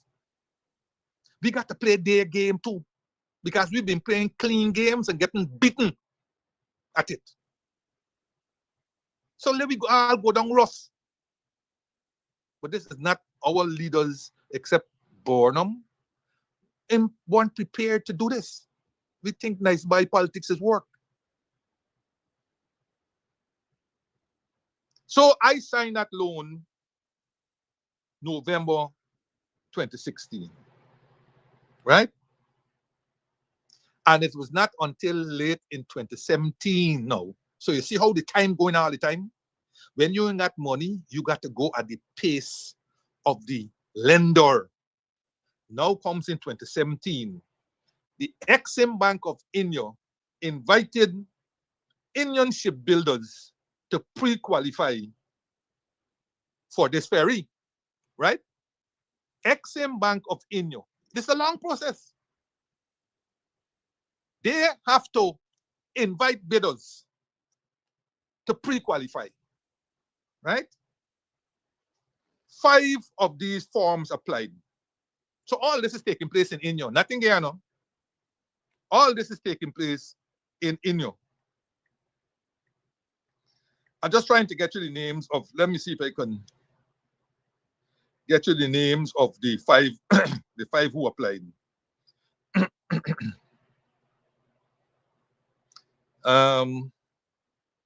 Yes. The five who applied were Garden Reach Shipbuilders and Engineers Limited. Number 2, Shaft Shipyard Private Limited. Number 3, Titagar Wagons Limited. Number 4, Vijay Marine Shipyards. And number 5, Cosmos International Limited, right? Cosmos International Limited, right?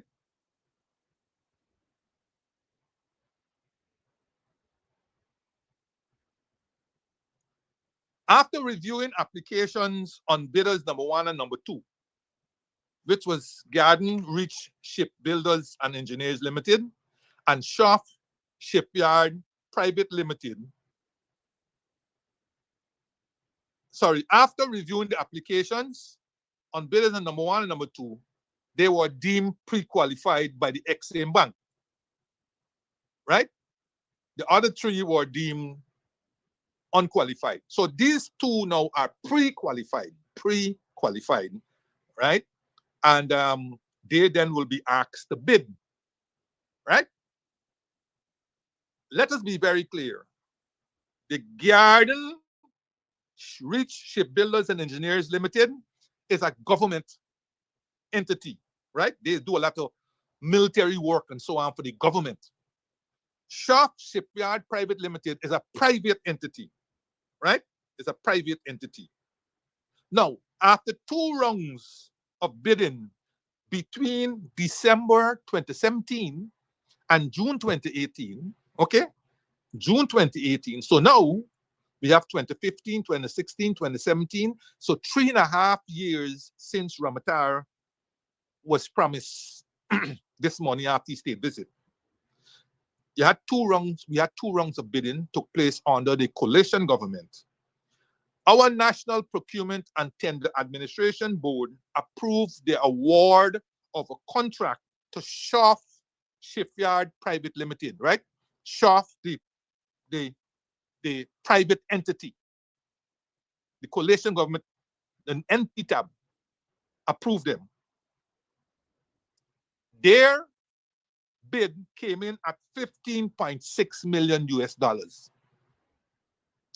While the Gressel Garden Shipyard people, they came in at $12.7 million, a difference of $2.8 million, right? But the Garden Shipyard bid was deemed non-responsive. Non-responsive. Remember, this is not about price. This is about who has the less responsive bid. That's how our procurement operates, right? And even though Garden Shipyard was lower by 2.8 million US, they were deemed to be a non-responsive bid by the NPTAB, which is our entity, procurement legal entity. Our cabinet, the coalition cabinet, noted NPTAB recommendations on September the 6th, 2018. What it means by noted, under the procurement law, cabinet in the early days approved contracts in excess of $15 million. But the law also provided that cabinet's approval mandate will phase out eventually. Under the coalition government, we phase cabinet's approval mandate, and the contracts will come for noting.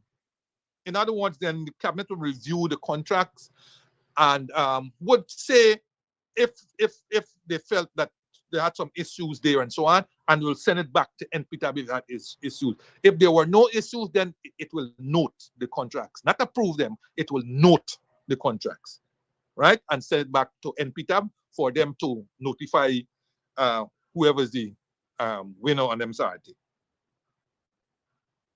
So Cabinet did this on September the 6th, 2018. Despite an award being made to Soft, Gressel or Green, I got Garden Reach Shipbuilders via the Guyana High Commission appealed this award, right? Appealed this award. NPTAB, which is our National Procurement and Administration, in a highly unusual move, agreed to have the award reviewed, and they then commissioned an independent team to reevaluate the tenders. This should not have happened, but because it's not our money, because we want to give the Indian Exim Bank all the assurances that everything is above board, everything was done strictly and so on, we said bring in independent. NPTAB brought in an independent team to reevaluate the tenders. That independent team confirmed that Garden Reach Shipbuilders,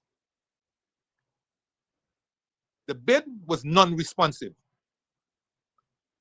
Here are the findings of both evaluation processes, both the NPTAB and both the independent team. Here are them.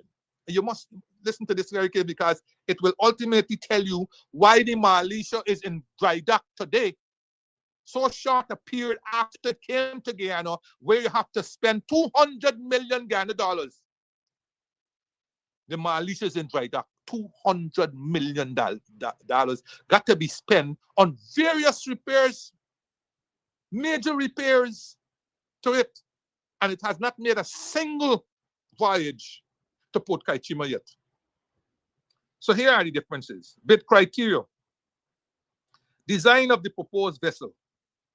Garden Reach submitted an obsolete design which the TNHD is seeking to replace.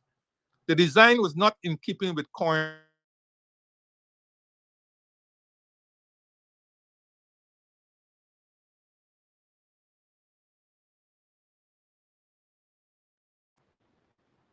and the bidder took into account modern requirements of the proposed vessel. Bid criteria, basic functions of proposed vessel. The Garden Reach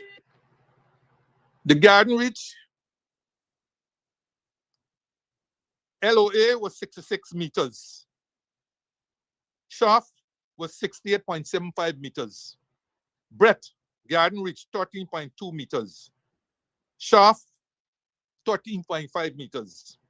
Depth, Garden Reach 4 meters. Shaft 4.5 meters. Draft, Garden Reach 3 meters. Shaft 2.6 meters. In every area, shaft is superior. Stability, Garden Reach, damage stability criteria not included. Shaft, damage stability criteria included. Bid criteria, ramp, Garden Reach, no forward ramp included in the design as per the specifications. Shaft, forward ramp included as required. Garden Reach, bid criteria, crane, Garden Reach. Crane was located on the port side of the vessel, unsuitable for the intended use of this vessel. Shaft, crane located on the starboard side, conforming to the current international regulations. Bid criteria, refrigerated cargo, Garden Reach. Provision made for 2 refrigerated containers in the cargo hold, not in accordance with the technical specifications. Shaft, provision made for refrigerated cargo on the deck, plus provision made for general cargo only in the hold. Bid criteria, vehicles storing on the proposed vessel. Garden Reach, design is for vehicles to be stored in the warship position, susceptible to shifting. not in conformity with international regulations. SHOF, designed for vehicles stored in fore and aft directions in keeping with classification, society, and international regulations. Bid criteria, hull, side shell plate, 6 millimeters. Shaft, side shell plate, 8 millimeters. Garden reach, bottom, 12 millimeters and keel, 14 millimeters. Shaft, bottom, 8 millimeters and keel, 10 millimeters. However, combined with included wing tanks, creates double plate in cargo hold. Garden reach, single barrier, obsolete design. Shaft, second barrier as required by international regulations for ocean vessels. Bid criteria, cargo hatch. Garden reach, raised and located at the forward section of the cargo hold. Raised cargo hatch does not allow for maneuvering of vehicles on deck. Shaft, flush, located at the center of cargo hold for simpler distribution of cargo and easy maneuvering of vehicles on deck. Bid criteria, accommodation. Garden reach, 8 crew members to be accommodated in 2-person cabins. Only officers are accommodated in individual cabins. Shaft, all crew members are accommodated in individual cabins with individual sanitary facilities in the superstructure. Bid criteria, sanitary facilities for passengers. Garden reach, 10. Shaft, 12. Bid criteria, safety and navigation.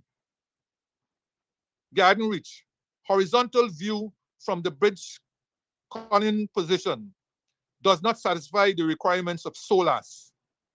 Shaft, horizontal 360-degree view of the horizon satisfies the requirements of SOLAS. Bid criteria, time for completion. Garden reach did not specify completion period for the vessel. Shaft, specified 18 months completion period for the vessel. General, tender submissions for electrical, shipyards, rescue boats, warranty, and experience were similar in the 2 submissions. It was pellucid to both evaluation teams, plus NPTAB, Cabinet, TNHG, and the Ministry of Public Infrastructure, that not only was Shaft's bid superior to that of Garden Reach, but the vessel to be supplied was going to be bigger, safer, better designed, and in keeping with TNHG's plans for the future. Despite the glaring omissions of Garden Reach, they countered that the evaluators should award them as the lowest bidder and allow them to correct the omissions and differences after the contract was signed. Can you believe this? That is what they wanted, and that is what the Exim Bank and all the Indian officials was pushing us to accept. But we countered that NPTAB could not agree to such approach because it was contrary to the Procurement Act of Guyana.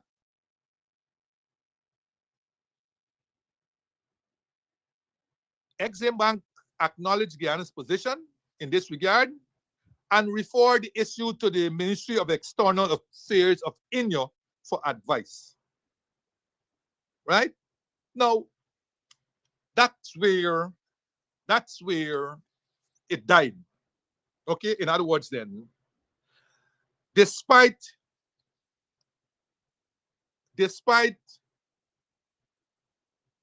several communications by myself, Minister of Public Infrastructure, we got the Ministry of Foreign Affairs involved.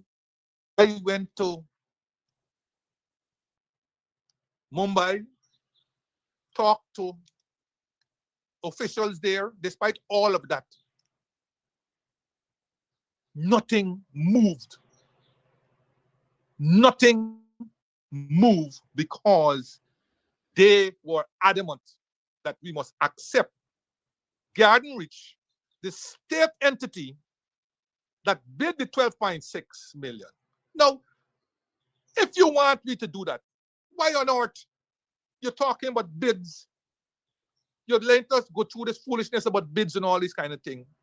Why you don't say, listen, we'll be giving you the $18 million, of which 10 is a loan, but here now, you got to take Garden Reach. Don't let me go through this sun dancing, sango bango, and all kind of story.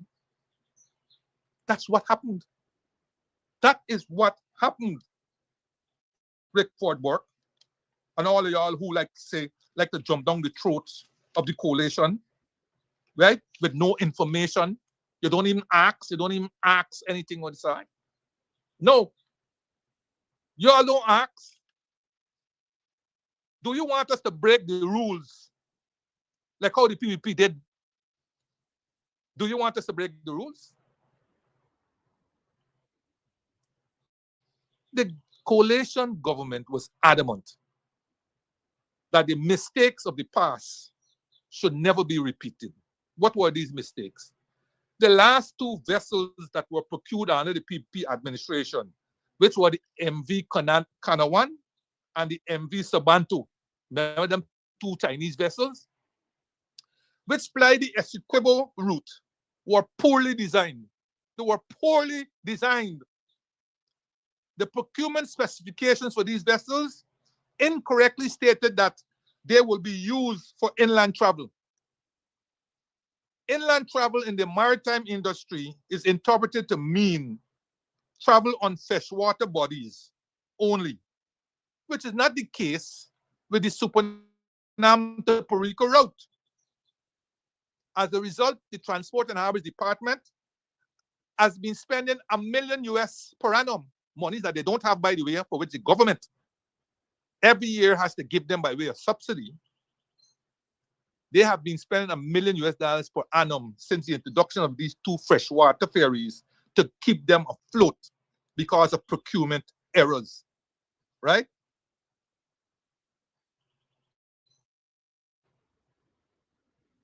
Because of procurement errors. We were adamant in coalition government how much of the mess we had to clean up. We never asked nobody to be sorry for us, but the mess we had to clean up was enormous. We cleaned enough for us to breathe, but we didn't get a chance to clean all. We cleaned enough for us to breathe.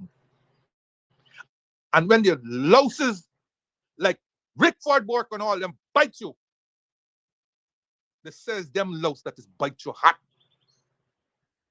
Misinformed, misguided, but they run to blame coalition. And he ain't the only one. I've seen that with people. They feel this need when they want to blame the PPP to find something under the coalition to blame them for. We don't need company. We as coalition, if we are to blame us. Don't look for finding anything with PPP or somebody else. Blame us. But when we are to be praised, praise us. Don't look for something with PPP to find to praise us too. But that is our people, and I don't know whether it's the Christianity thing or whatever. That is what we have to appear to be equal, or to be given equal treatment, or we want to be not be questioned or seen to be partisan or discriminatory, notwithstanding whatever facts might be in front of us.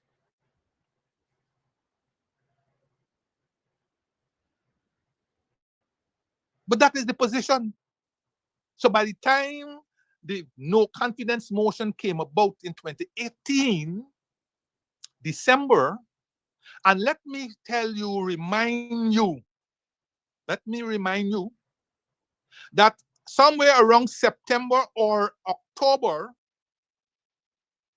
the Indian government invited members of parliament, Indian members of parliament, who were not ministers, invited them to a conference in Inyo, all over the world, right? All over the diaspora, wherever Indians were, and they were not ministers, but members of parliament. They were invited to a conference in Inyo. And the PPP was in opposition, so almost all of their members went. Almost all of their members went. The few who didn't go, numbered among the few who couldn't go, of course, because they weren't Indian, was people like Lobumbo, Jenny Westford, right? They weren't Indian, so they didn't go. But all of the Indian MPs in the opposition at that time for the PPP, they went. And 3 Indian MPs on the government side also went from the coalition. And I want to blame the AFC, but 2 of those 3 were from the AFC. 2 of those 3 were from the AFC, including the infamous one.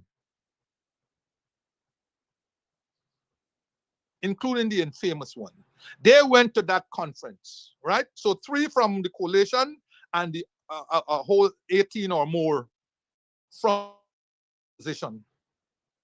Indian MPs went to that meeting in 2018. I think it was around September or early October.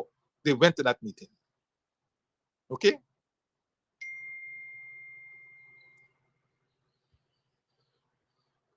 The no confidence motion came soon thereafter. I just saying. Soon thereafter. And so,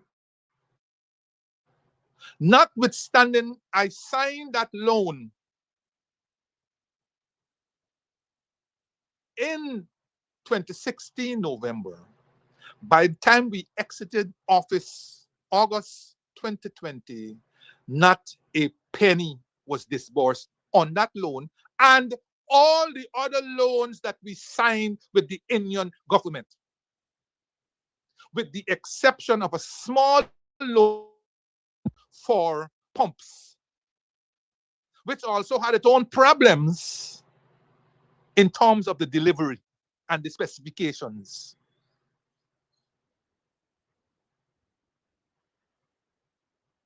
One good friend called it tribal diplomacy.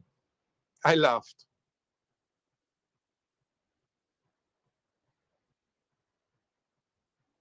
But when the government came back into office August 2020, by January of 2021, they were signing an agreement with Exim Bank, with the shipbuilders, awarding a contract to guess whom? Guess who? Yes, the very same Garden Reach for 12 point something million. The same 12 point something million that is over 2 years old OLD.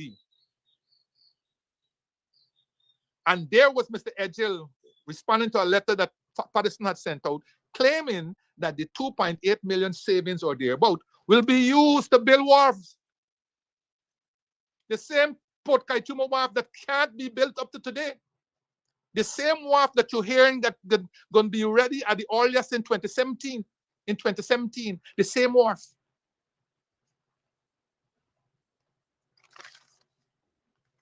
They don't tell you how Garden Reach was able to get this contract when, on the strength of the bidding, they were deemed to be a non-responsive bidder. But they were given it the same way that they awarded a contract to those Indian people to build the bypass road, even though the road cost $100 and something million US, but the Indian government was only putting 48 million because 2 million was used up for the studies. Y'all make it make sense. Stop blaming the coalition because you got facts.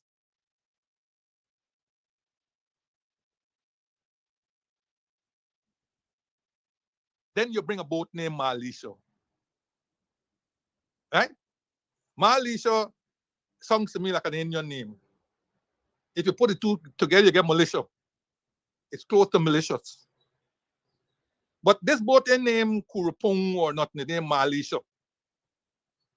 Remember this money that we got paid back, you know. We got paid back the 10 million and we already started paying it back. But then, they bring it, the name it Malaysia. When the boat came, it's all that we said it would not be. But they had fanfare. They had fanfare when the boat came. Fanfare and everything else. The boat never sailed one day to Port Kaitumo. Why? Because there was no war for this boat to dock. There was no war for this boat to dock. Then you're learning a whole distress story that I can't go through. Sorry, my time run out already. A whole long story about this wharf. The warden of this wharf, the design of this wharf. These are the people who don't like studies. They didn't do geodetic studies. They didn't do soil tests and everything. They start building wharf. Wharf start sinking and falling and cracking. But we had the same thing before with charity. We had the same thing when the whole wharf fall in the Cameroon. We had that before under the same PPP government. We had the same problems with the Supernam wharf. These are the people who don't like do studies. They just build and cut ribbon. And then you're Malaysia now, operating for less than 2 years, or just about 2 years. They ain't gone to Port Kaitumo, it gone to Kumako. It has been going to Kumako. But now it's gone into dry dock. When you look at the tender for the repairs of Malaysia, it's best we buy a new boat. When you look at the things that they have, and in fact, with the sinking of the Berrima, they may want to revisit the tender because they may want to look and see this old scrap iron that they bring. We told them it's going to be scrap iron, but they dress it up. A pig dressed up can never be a dog or a lion. It's still a pig. But there you go. Now you're hearing what bad, what ain't bad, what old, we got to replace in whole. That's the Malaysia. So the Malaysia is out of service. The Berrima has sunk. The Kimbio is on the last leg. The North Coast has been set aside. So what boat going to the Northwest now? Huh? You're hearing now they got a tug. They have a tug now, will be going carrying goods, but not people. A tug is going to be carrying goods, but not people. How the people going to Northwest now? How? I feel empathy a lot in two respects. One, my first job was with Transport and Harbors Department in 1974. I work at that same goods wharf because the goods wharf is near to the civil engineering branch, and that's where I had my first job. With Belfon was a senior engineer, and Owen Edwards, God bless the dead, who died, I think, late last year, was buried sometime this year. Owen Edwards was my first boss. He was the engineer. And it was from that same goods wharf in 1978 that I, among a large group of UG pioneers, set sail to the unknown, because most of us never even left Georgetown. Well, I went to Adventure, and then Escribo Coast, and I've been to Borbies and so on. But that was about it. Now we are heading to some place called Papaya in the Northwest District.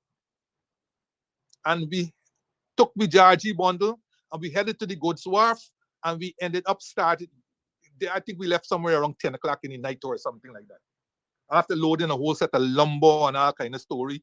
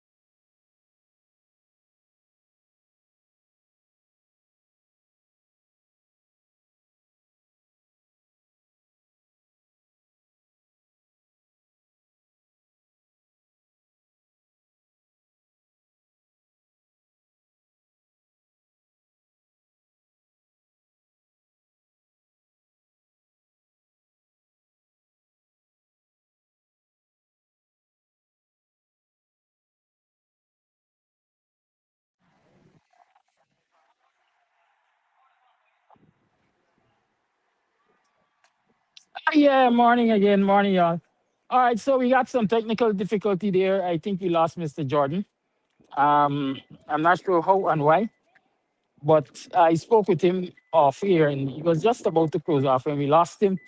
And so that's the end of today's discussion by Mr. Jordan. Because even if I were willing, I am several clicks away from the studio because I know Mr. Jordan is always on par and does his thing, and I was monitoring from outside. But given the fact that this has happened now and where I am, it doesn't make too much sense hustling to get back there because, like I said, he was closing off. And if you wonder where I am, this is where I am. I don't know if you can see in the background. I'll turn the camera so you can see because, I tell you, I work hard, especially around this period when it comes to the emancipation celebrations. The very celebrations I've been asking you to make your contributions to so that we can really have a grand um, ushering of Emancipation 2026. And we can reward some of our students' academic performances. Plus, we can entertain the elders on the 1st of August at the Elders Feast at Club Twilight. So I'm out here doing all of that. Perspiration in my eyes. All right, so let me show you. How do I switch this camera? Let me see. Yeah, I don't know. Camera switched. But why it is that small? Um, I don't know. I'll switch it back just now so we can see what really is happening. Front camera, as a front camera. That camera is looking at me. Good. So that's it there. That's a tent being set up. That's a tent where you're going to go and get your marby, and you're going to go and get your sorrel, and you're going to get your mixed meat cook up and so on. So this is the food tent, food and beverage tent. And this here is the structure for the main tent. I'm going to be pulling in the covers just now. And listen, ashamed to tell you, yeah, ashamed to tell you, it's me alone out here walking, yeah. Them boys hanging out over there. I dare not interrupt them. One of them don't tell me cheaper must get workers. So y'all understand the challenge. A cheaper gotta get workers, but they don't understand I gotta get money to pay workers. And they don't understand that this is village thing. And back in the day when I was growing up, them banner would get up from whether they smoking the marijuana, drinking cigar, liquor, smoking cigarette, whatever they're doing, gambling, whatever, they would get up and they would lend me a hand. Not this generation. This generation gonna watch me and tell me Kidaki must get workers, it's cheap. Right? But Kidaki can't afford workers right now. Kidaki is already making a grave sacrifice if you were to know to ensure that this event is hosted today. In fact, it's hosted tomorrow, which is Friday.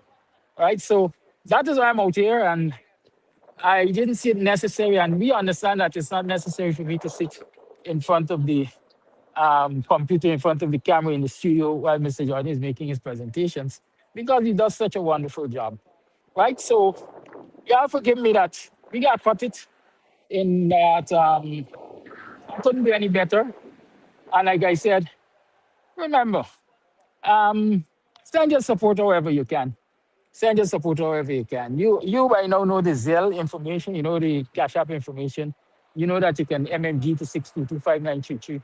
Or you know you can call me on 6225933 and I can give you the necessary information you need if you want to make a financial or in-kind contribution to the celebrations. Right? Good. So apologies. I wish you all the best for today. Tomorrow we're going to have a grand time out here, regardless of what. Because I owe this to Buxton. Buxton is given to us, and it's time we give back to Buxton. And the more we give to Buxton, the more we will receive from Buxton because we'll be making it a better place. And I want to leave a better Buxton for the next generations.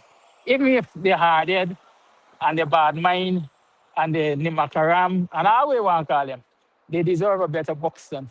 And when we show them that we can give them a better Buxton, they themselves would want to aspire, I hope, to give their next generations a better Buxton.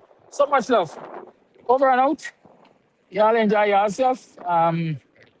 Somebody's asking to come in, is it? Oh, all right, don't worry. Yes, over and out. Catch y'all later.